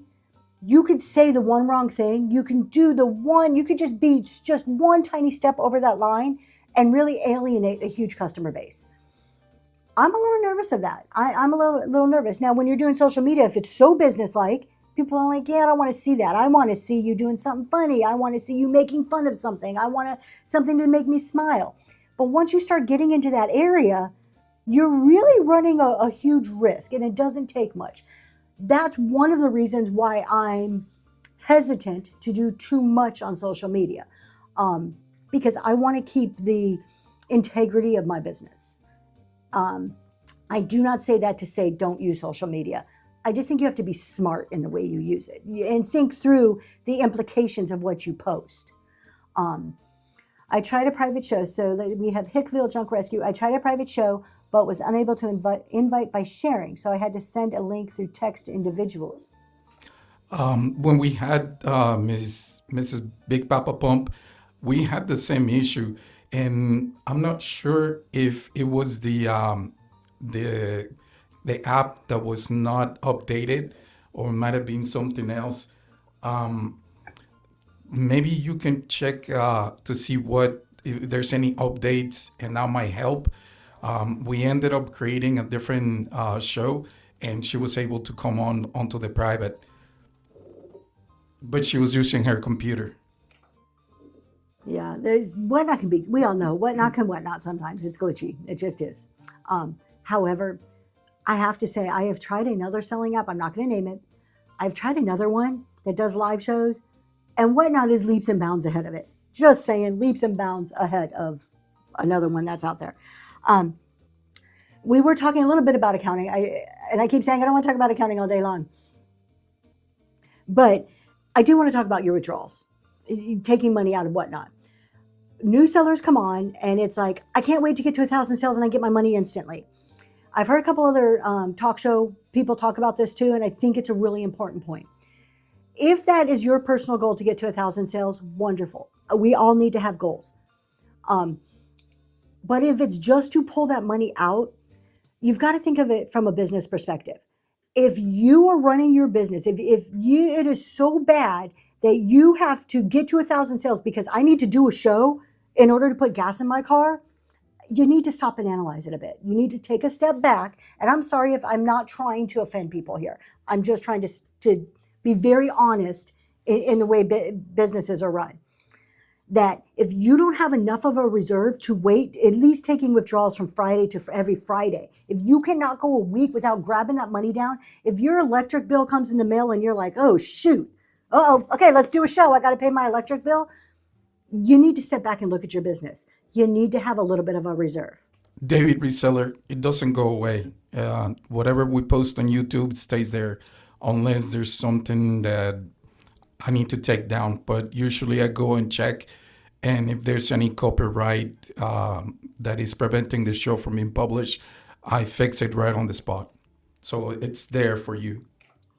So if you are running your business paycheck to paycheck, stop and think about your business. Maybe it's time, instead of spending whatever money you get on more inventory, going around your house and selling things you already have to build up a little bit of a reserve. And when I say reserve, I'm not talking thousands and thousands of dollars. I'm talking about enough to get you through a week. You should be able to go a week or two, at least, without being to the point of, I've got to do a show in order to live my life. Look, I understand. I was so hesitant to talk about this because I've been there. I mean, I've lived a long life. I'm not going to tell the whole story now. Someday we'll get into my story. But I've been homeless. I've lived in women's shelters. I've lived in my car. I've had nothing. I've counted pennies under couch cushions to try to get some food for my kid. I know what it's like to live like that. But you can't run a business like that, is what I'm saying. So you've got to take the mindset of a living paycheck to paycheck mindset and put that aside and look at it from business. You just can't, you're hurting yourself. You cannot grow when you're in survival mode. It doesn't work, and you cannot run a business in survival mode. So you can't have these sites of, I want to be the seller that has 200 people in the room, or I want to make, $100,000 in sales this year, and then operate your business in survival mode. So you really, it's part of setting goals and planning, and that has a financial aspect to it. That is where having a business already before starting a Whatnot, 100% Southern Charm, 100%. Now, I mean, there's growth, there's ways to get about it. If you're just starting out and you're like, I don't have any extra money, $5 a week until you have $100. So you have to wait another 2 months. Is it going to be the end of the world? Something. It just, I don't know. I think the whole point of that is that you cannot grow in survival mode, and you have to have a reserve. I've heard other people say it's like when you work for somebody else. Do you go to your job and get paid that day? No, you get paid on the 1st or the 15th, every other Friday, whatever. There is a schedule to your paychecks. You should have some type of schedule with your Whatnot. Mine is the 1st of every month. 1st of every month, I look at what I did, I take out the profit, I'm good. But it doesn't have to be that way, but it should be a schedule of some sort, and that you could survive in between those scheduled dates. All right. I'm gonna quit going on that. Do we have any other questions? I have made more sales on my shows ever explaining the shipping benefits here. I feel like I'm an advertisement for Whatnot. Absolutely. Shipping, shipping on Whatnot, one, it's not as hard as we make it. I think we overthink it. And from a buyer's perspective, they're not overcharged. Whatnot has the cheapest shipping out of anybody. I mean, if you don't believe it, go over to Pirate Ship and look at anything. I mean, the price is there. We rival it up to about five pounds, but after that, it's like crazy expensive. How do you know what to use? To use for what? Help me out a little bit more, and I'll try to answer if I can. Yeah, the shipping prices, and if you are being honest about the weights, your buyer's not being overcharged. Oh, boxes and shipping? How do you know what to use to actually do it with. Good morning, Eye for Beauty. Hi, Eye for Beauty. Agree, sellers should spend more time on packing. So I'm going to try to answer Cat Graphics. What do you know what to use? If you're not sure how to pack something or what size box, a basic rule for packing a box is whatever your item is, when it fits in the box, you should have about 2 inches around the outside. So you should be able to create a nest and pack it comfortably, whatever it is, around the outside. I say that as a vintage seller, selling breakables. That's probably a little bit different if you're selling books, clothes, health and beauty. So a lot of that depends on what you're selling. If I'm not answering your question, please put it try to explain a little bit more and I'll try to answer it if I'm not understanding exactly what you're asking. Whatnot does have the cheapest shipping. I've been shipping on the Bay for 6 years. It is way more expensive and they charge, exactly. The Bay, you can add on to your shipping as a seller. I do that on there. I add on $1 or $2 for my shipping supplies. Can you explain how you put things in your auction tab versus your bin? Absolutely. I want to say it's a little bit different than what I do. Thank you. Okay, so for me, for my auction tab or my bin. So first of all, everything starts in the marketplace. Everything, the minute you enter it into the inventory system and whatnot, it starts in the marketplace. The marketplace is what's available 24/7. From there, for each individual item, you can assign it to a show if you want. When you assign it to a show, you can also say that you want it to be auction item or buy it now. So then when you click on shop down there, or the little icon this side, shop, you'll see the tab is either auction, buy now, not buy it now, buy now. You decide that on the front end. For me, the way I do it is based on the show. So Mondays are my random shows. And it's just all random pulls. I usually have one item listed and it's in my auction tab right now. I think it's the very first thing listed. Maybe not. Yeah, it probably is. It's just my random free shipping item. And that's the only item I use for random shows. Now for my buy now, let me, hold on real quick. My husband's reminding me to do another giveaway because I always forget these things. Let me just start this and I'll finish answering. What are we getting now? Oh, lucky person's going to get $5 to Starbucks is our next giveaway. And that is going now. It's number 4. The way I decide is based on what I'm selling. So I do like themed shows. Every Saturday is a different theme. Tomorrow is blue and white. So all the blue and white stuff, I'll fill in my auction tab. And then for my bin, what I have in my buy now for each show, I ship free. So I'm picky about what I put in my bin and I rotate it. I have a system that works for me. So I rotate through the stock so that people aren't seeing the same thing consistently. Now, I probably should rotate it more. I do it on a monthly basis because that's what's manageable for me. But what you see in my bin in July is different than what's in there in August, and it's going to change for what's in September. Now, stuff may come back, but that's how I decide what's in my buy now. And then in my marketplace, I keep the big heavy items that I don't want to pay 100% of the shipping for in my marketplace. Or sometimes I'll keep seasonal items in my marketplace. Okay, we did that. Shipping fees also don't go into their final value determination here on whatnot. Yep, exactly. Wait, final, they do. So you are charged the percentage on the shipping fees. The 2.9 is on the shipping too. Do you weigh everything first? I do weigh everything. However, on whatnot, I do free shipping. So because I do free shipping, I am only recommending this if you are a free shipping person.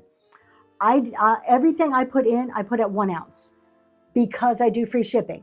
Then when I pack it all together, when I put the order all together, I adjust the weight and I pay exactly what it weighs. I don't want to put in more because I don't want to run the risk. I don't know what is going to be combined with what from my perspective as a seller. So it is more cost effective to me to put it in as 1 ounce because I do the free shipping and I adjust on the back end to pay what I'm supposed to pay. But even if you are not doing free shipping, you should put the appropriate weight in. But if it's in your bin and it's in your marketplace, I think, yes and no. So your marketplace is available 24/7. Your buy now is actually the store, the shop that you see down here in the corner. And you have to actually assign it to that show. You can do it from the item. So if you're in the item and you click assign to show, the only place a person can buy that is in your buy it now in the show. If you are not in the item, you're just looking at that big long inventory list and you're selecting them on the left-hand side. And then you right click and you can put assign to show. That will assign it to the show, but also keep it in your marketplace. It looks like Amy answered you. Thank you so much, Amy. I appreciate you guys.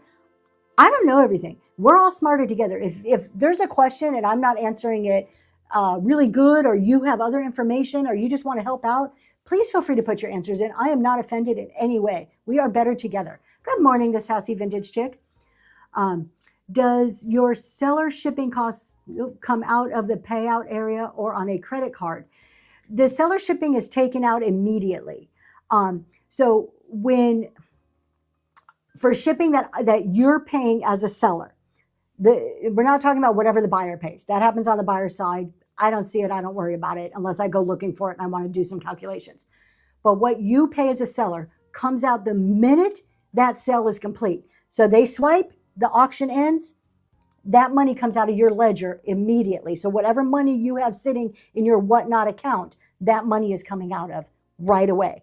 So me as a free seller, setting everything up for 1 ounce, every single sale immediately, I'm charged $4.36. So I can go look at my ledger and see all of those for every single sale. Mama the works, or the Don Rocks, I'm sorry, Mama Don Rocks. I've seen that happen. Even though I received the item, it was still marked as in transit. I think it's a glitch and whatnot, not necessarily with USPS, because I have received items that haven't been marked as completed or delivered, and it took a good 4 days to catch up. Yeah, I have an item right now that I'm going back and forth with the buyer, just, hey, trying to keep them updated on tracking. It's taking forever. It's been like 20 days. Whatnot does say though that they don't do it until it's like 14 days after the sale or something. Like there's a certain amount of time you have to go read the shipping that you have to just allow the time for UPS. Sometimes UPS is slow. Sometimes they forget to scan it. Sometimes it runs through the machines and it just misses the scanner somehow.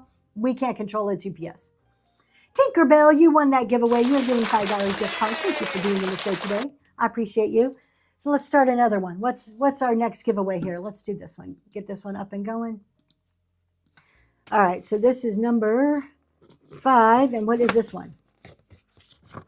Oh, this is one of the cool bird postcards. These are nice and thick, and they're actually like good for framing if you like birds. So that's the next giveaway. That's running now. Been getting delayed in transit. It happens. If you're buyers in here, please be patient with the sellers as long as they're shipping it to you on time. Once it leaves our hands, there's absolutely nothing we can do about it besides click on the tracking and send you what the tracking says. There's nothing, Larry. I don't think there's anything you can do to protect yourself as a seller. You do what you're supposed to do, but the minute you drop it off at USPS, that's their job. I used to worry about my items. There's still certain things that I worry about and I track religiously. But most items, I mean, you get to a point, if I'm shipping out 100 to 150 items a week, I can't sit here and worry about every single item. I would drive myself crazy. I pack to the best of my ability. I try to pack to make sure that it's going to arrive safely. And I drop it off and I let it be. If there's a problem, it'll be brought to my attention. As a seller, you just can't worry about every little thing. You control what you can control, and that's all you can do. So your listed price on the marketplace is inclusive of an estimated shipping cost. Yes and no. When I do my pricing, I take shipping into consideration. That doesn't mean that I'm always adding on $9.21. No, because that wouldn't work. I wouldn't sell stuff that way. But I do have some shipping estimated on my marketplace. More of a reason to keep it balanced moving forward. Is it shipping deductible as a seller tax? Oh, sorry. Is the shipping deductible as a seller tax deduction? Absolutely. At Home with Chris, 100%. So the price I pay for shipping is a cost. It's a business expense, 100%. USPS is a huge mess right now. They are trying to stop the hemorrhaging. Yeah. Thank you, Rod River. River Run Trading Post. Have a good day. All right, so you know what? They are a mess. I mean, USPS is a mess. There's a lot of money going on. There's a lot of, they're taking a good hard look at what's happening. I've heard from other sellers that they're starting to install machines to weigh items along the route, not just weigh, but to estimate or like measure items to make sure that you're appropriately reporting the box size. We said this at the beginning of the show. I'll say it again, and I'll say it till I'm blue in the face time and time again. If your box is more than 12 by 12 by 12, adjust the box size. All you are doing is hurting yourself and eventually hurting all the rest of the sellers by not adjusting the box size. There is no quicker way to turn off a customer than for them to get a box that they owe postage on. Why would you even risk that? Why do you take your time to sell an item? First of all, to source an item, go and source this beautiful coffee mug, get on here, show it to you, be friendly and happy and sell it to you. Take my time to pack it, bubble wrap it, make sure it's going to get to you, buy my boxes, get it all taped up, and then not change your box size to lose a customer. Why did I just go through all that? It's not just shipping. It's everything you've done. You've just thrown away hours of your time, and my time's expensive. I don't know about you, but my time's expensive. Why? Why would you do that? I sent a package out in July and it was marked as non-deliverable to return to me, and I still haven't got it back, so I can resend it. That's weird. I have noticed lately, and I've seen a couple other mentions of this in different places, where people come on, and tell me you guys if you've seen this, please. I'll make a sale out of my shop during a show, and then I go to ship it and their name is grayed out. And I click on it, it's like they don't have an account. And I'm like, well, that's weird. And the first 2 times it happened to me, I was like, okay, well, they just, they came on to Whatnot, bought what they wanted, and they've left. But now I'm seeing like this happen a lot. I'm hearing other people say it too. And twice now that I've had this happen to me, those items are undeliverable and they come back. And I'm like, well, that kind of like, what's going on here? So I think something's happening. I don't know if this is like a new troll thing. I don't know what they're gaining by it. But I've had it happen to me, and I've heard another couple other sellers say it too. Can you adjust the box size setting up an item? When I do bin claims in the show, I do not see where to change it during checkout for the buyer. No, you adjust your box size. Well, there's 2 places to put your box size in. If you're making a custom profile for shipping, you can specify a box size there. I don't do a lot of custom profiles, so I'm not probably the best one to give advice on custom profiles. Let's see who won this giveaway. Amy Treasures, you're going to get that cool bird postcard. That's coming to you. Thank you so much.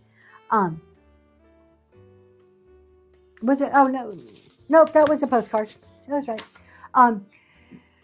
The other place you adjust your box size is on the shipping end. So after the sale, when you're going to ship, that's where you adjust it. During the sale, during the live, there's no place to adjust your box size. Have you ever had it not generate a label? Yes, I have. One time, and Whatnot fixed it for me. So one time I went to sell something and it showed that it was shipped before I did anything. Like the show ended, I went and did my thing. I came back to do my shipping and it showed that this item was already shipped. I'm like, I haven't even touched the computer. Like, I don't know what you're talking about, Whatnot. It was just the weirdest thing. I just reached out to Whatnot. They gave me a label. They fixed it right away.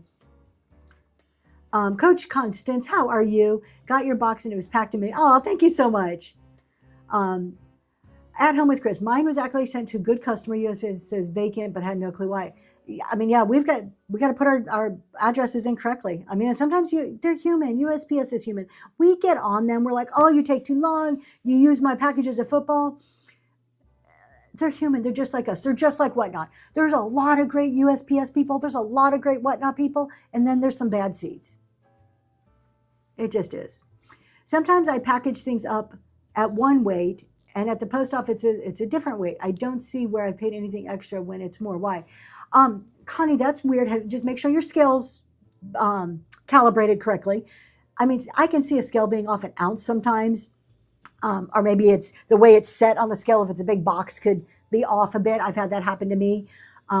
If this is happening consistently, I would check your scale, because it doesn't. Your scale is what you use to put it in, but the UPS is the ultimate determination of what that weighs. So if you find that that's consistently happening, I don't know if you're a small town or big town. Like for me, I live in a little small town. I could take my scale up to USPS, and we're just this tiny little office.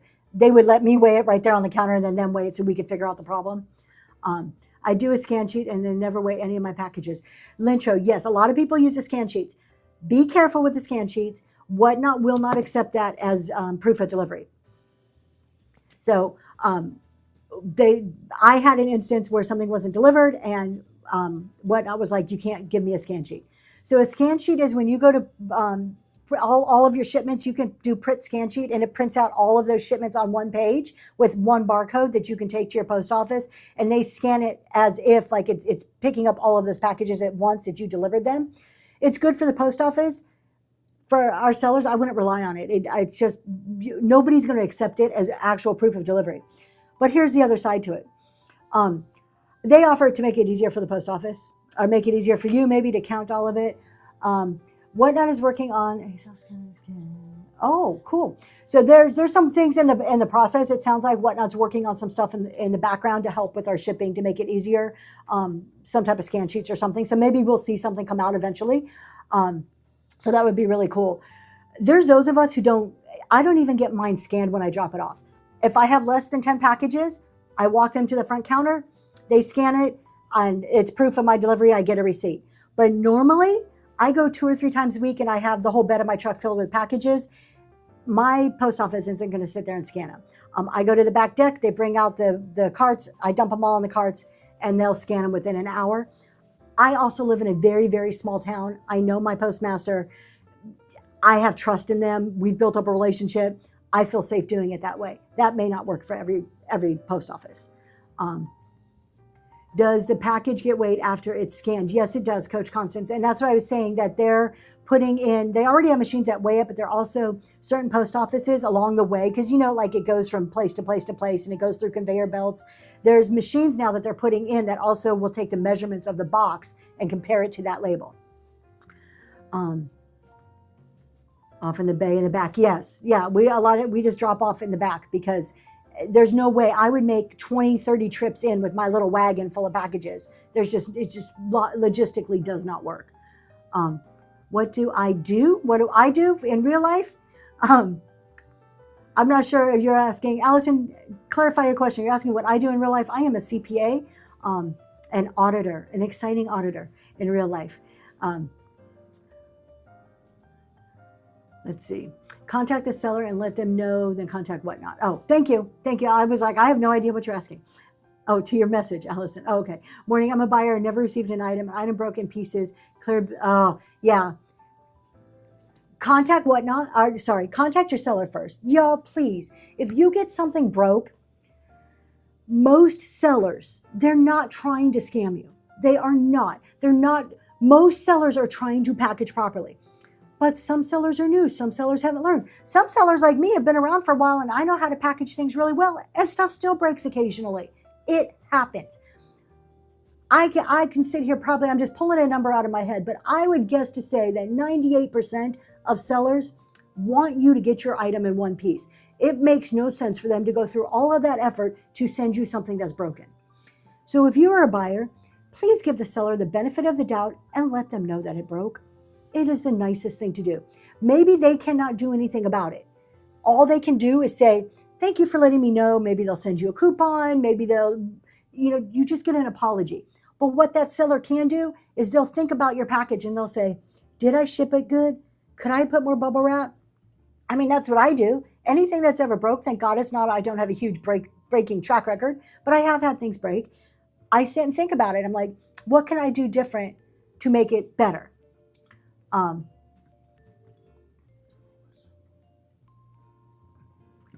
Can you talk about reverse auction? Oh yeah, I'll talk about that. But real quick, I'm just going to finish up this thought, then we'll talk about reverse auctions. But as a buyer, contact the seller. There are a lot of sellers in a beta program right now where all those Whatnot requests come to us anyway, so we're going to know. Okay, reverse auction. Do you refund? We are not allowed. We don't technically refund. Whatnot does it. Now, if you're in the beta program, Whatnot will send it to me. So if I send you something, it accidentally gets broke, you contact me. I'm going to apologize. I'm going to, hey, how did it come out? I may say, did it seem packed okay? Ask a couple of questions. I'm going to tell you to go file a refund through Whatnot. The minute you file it through Whatnot, it gets routed to me. I then can accept or deny that for the refund. Obviously, if it's something broke, I'm going to always accept it and give you your money back. But I don't physically refund you. Whatnot physically refunds the money. I am in the beta, yes, and I love the customer service beta. I like knowing what's going on. All right, the road less traveled. Talk about our reverse auctions. So let's switch topics to reverse auctions for a little bit. We can always come back and talk more shipping, refunds, whatever. I tried a reverse auction once. So I saw Green 13 do this, talked to him a little bit about it, and he was very encouraging. He said, you know what, I think in niche markets this may work really well. So I picked his brain a bit. I got some tips, and I decided to try a reverse auction. I loved it. Now, was it perfect? No. There's things I want to change for next time. I was going to do one show a month, and right now I actually have it scheduled as one show a month. I'm going to change it and put it into my Saturday rotation of shows. So it'll appear every 5 to 6 weeks, on Saturdays. I loved it. So the idea, if you're not familiar with a reverse auction, is instead of starting at a low bid price of $5, and people are like, cool, and they swipe, and it goes up, you start at a higher bid price. So if I'm going to auction this coffee cup, I'm going to say, all right, let's do this for $14. And I run it for 5 seconds.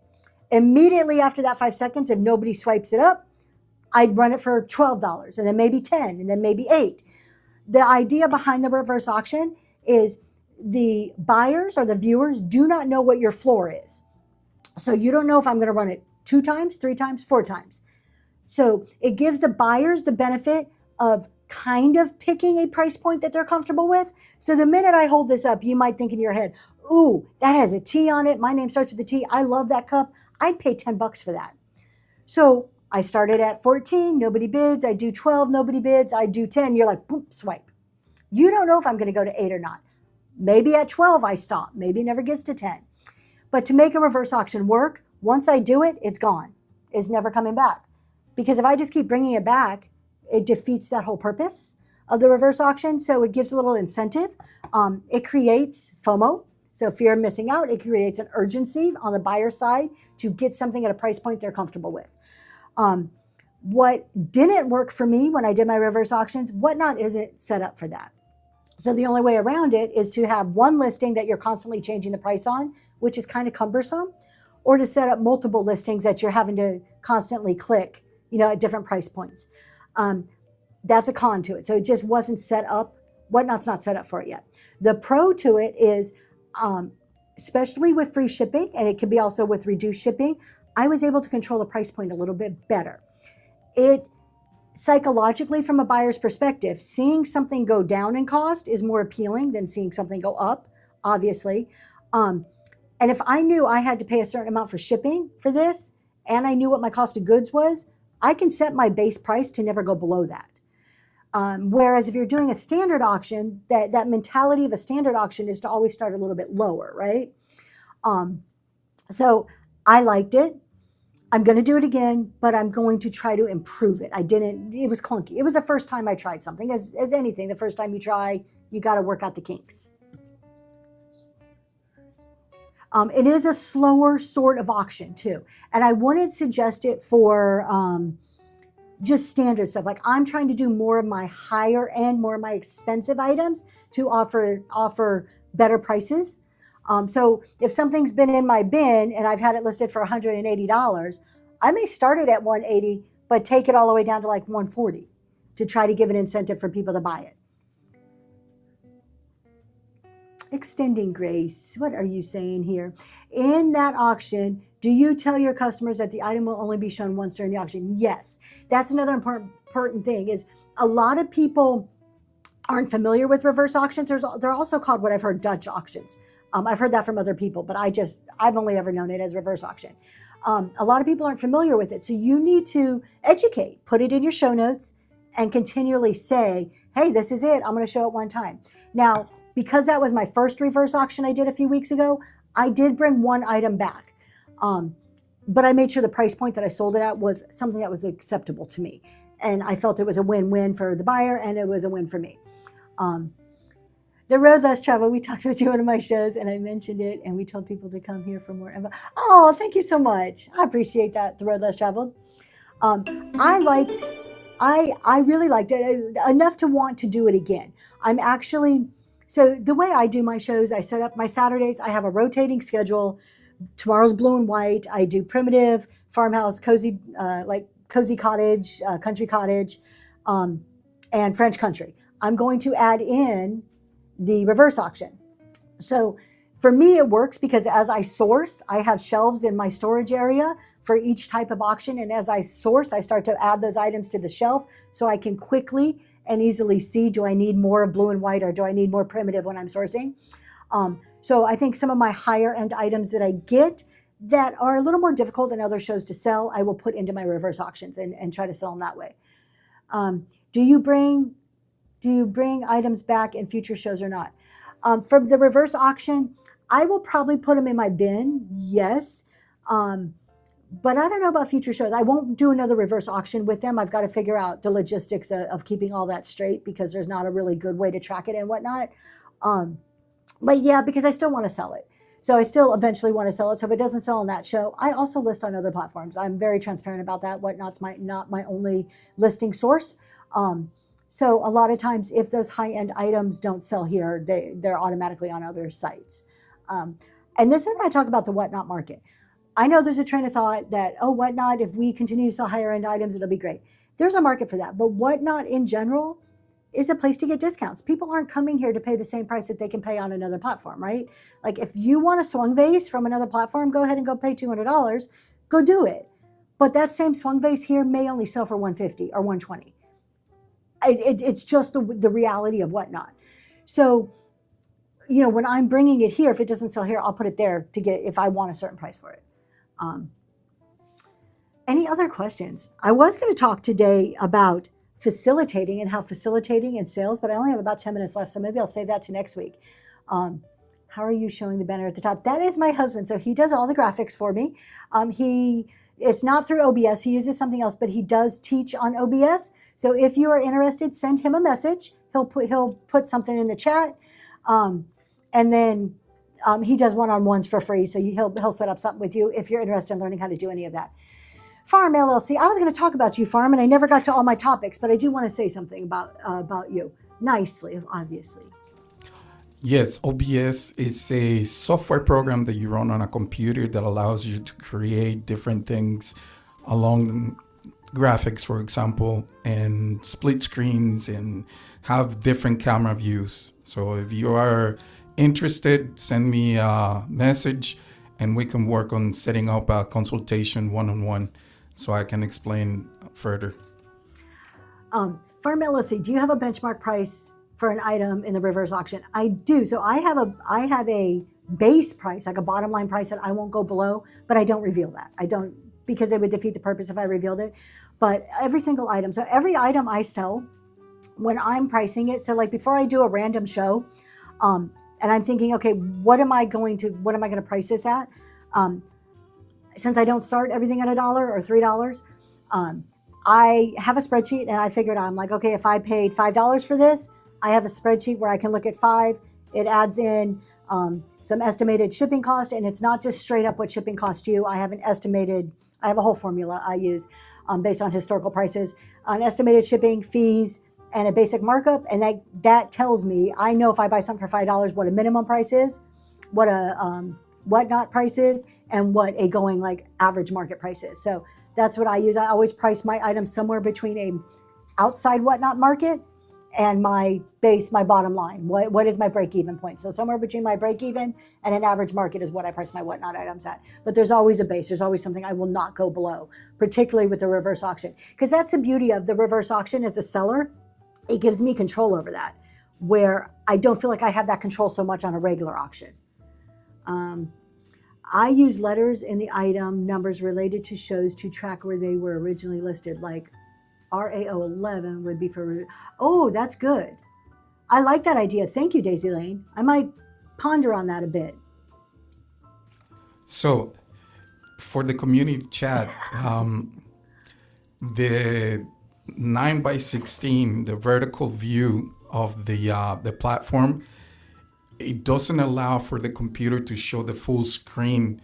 so you can actually see what the program looks like. It's very cumbersome to shrink it into that format. So it's better to have a different platform to be able to show the full screen and share it.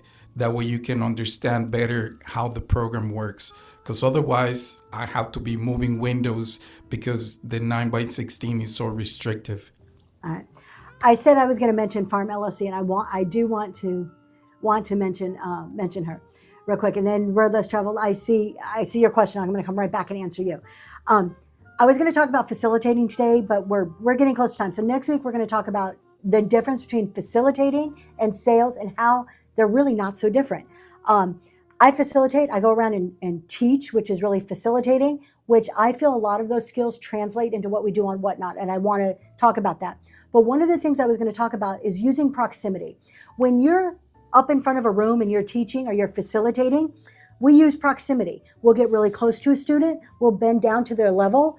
I teach adults, so I shouldn't say student, but if I have a table full of auditors sitting there, I may come over and crouch down so I'm eye level to talk to them one-on-one. I can be back behind a podium. We use proximity to help get our point across. Whatnot, you can use proximity at Whatnot to help your sales. We'll talk a lot more about next week, but Farm LLC, she is wonderful about this. I was sitting there thinking about this, and the minute proximity popped into my mind, her name came into my head. We can get close and whisper. You want to create different atmospheres. You want to keep your people engaged, right? That's the whole thing about keeping somebody engaged. And I wasn't going to get up. I have shorts on. I don't normally wear shorts. All right, let me show you here. So I can come way back here, and I can talk a little bit louder and get excited. And if you all of a sudden, did anybody just be like, oh, what's happening, right? Or Farm LLC will come really close to the camera. I can't get that close because I have to. She'll come really close and whisper to you. Instantly draws you in. Instantly. So using proximity is a great way to help keep your viewers engaged. It changes, it mixes it up, it gives you that variable. And I love when she does it. I think she's on a phone or something, but she'll come really close and it pulls you in. Same with using silence. Silence and proximity go hand in hand. I can just sit here like this for a second and not say a word. And all of a sudden, if you're not watching me, but you're just listening, you're there packing, you're folding your laundry, and everything got silent, you're like, what's happening? What's going on, right? If I get really close to the screen, what am I telling you? I'm about to tell you a secret. I'm telling you something really important right now. The other person who does this really well, and I might not get their name right, so please have somebody just tag them or mention the name properly. Dust Bunny Barn, they go way back to get an item. They come way, they walk, and they're building anticipation. They're walking all the way to the back of this barn, and you're like, what are they going to get? What's next? What are they about to pull? And then they bring this item up here. And they don't do it in a sneaky way. It's their setup. But their setup, they're using proximity to draw you in, to keep you engaged. So that's just one little thing that I was thinking of. So next week, we'll talk a little bit more about just facilitating and the things that we do as facilitators. That's really what we can do here, because I actually wrote this down. The meaning of facilitate, to help people get involved and reach a decision to do something, to learn something, to acknowledge something, to buy something. We are just facilitators, because I'm not a salesman. I'm an introvert. I'd rather just go stick my head in my room and scroll on my phone. I'm not a salesman, but I can facilitate. And I think this is kind of a thing that a lot of us get, thank you, Lencho, that a lot of us get hung up on with Whatnot is, well, I'm not a salesman. I don't know how to sell. You don't have to sell. All you're doing is helping someone come to a decision to buy something. So that's next week. Good morning, the Dust Bunny Barn. We are mentioning you because I was talking about using proximity as a way to gain people's attention. And I love how the way that you walk to the back and grab an item, it creates suspense. It creates that what's next feeling. It keeps people engaged. So I was using you as an example in a very good way, though. I have to go to Extending Grace. Y'all, it is 9 o'clock. I only go to 9 because I have a day job that I have to go to. Thank you, ladies. Have a great day. All right. I will talk to you all later. Hope everybody has a great weekend. I am doing a show tomorrow at 4. Please come and see me. And That's it. Have a great weekend. Let's go see who's on. I wanted to go see Unicorn Dust Designs if she had started. She is not on, but we're going to go see Thrifty Drew and Nicole. I haven't seen Nicole in a while. So let's go check her out. You guys, there are a ton of people in here. Just hang around, at least throw some hearts or something in the chat. Give her a little bit of love before you hop off to somebody else. Or put ducks in the chat. Hey. Oh, it's you. Well, I just clicked Thrifty. We're going to do Thrifty. We'll do Unicorn next time.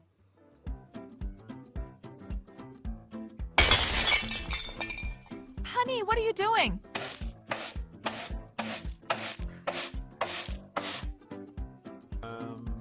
Nothing?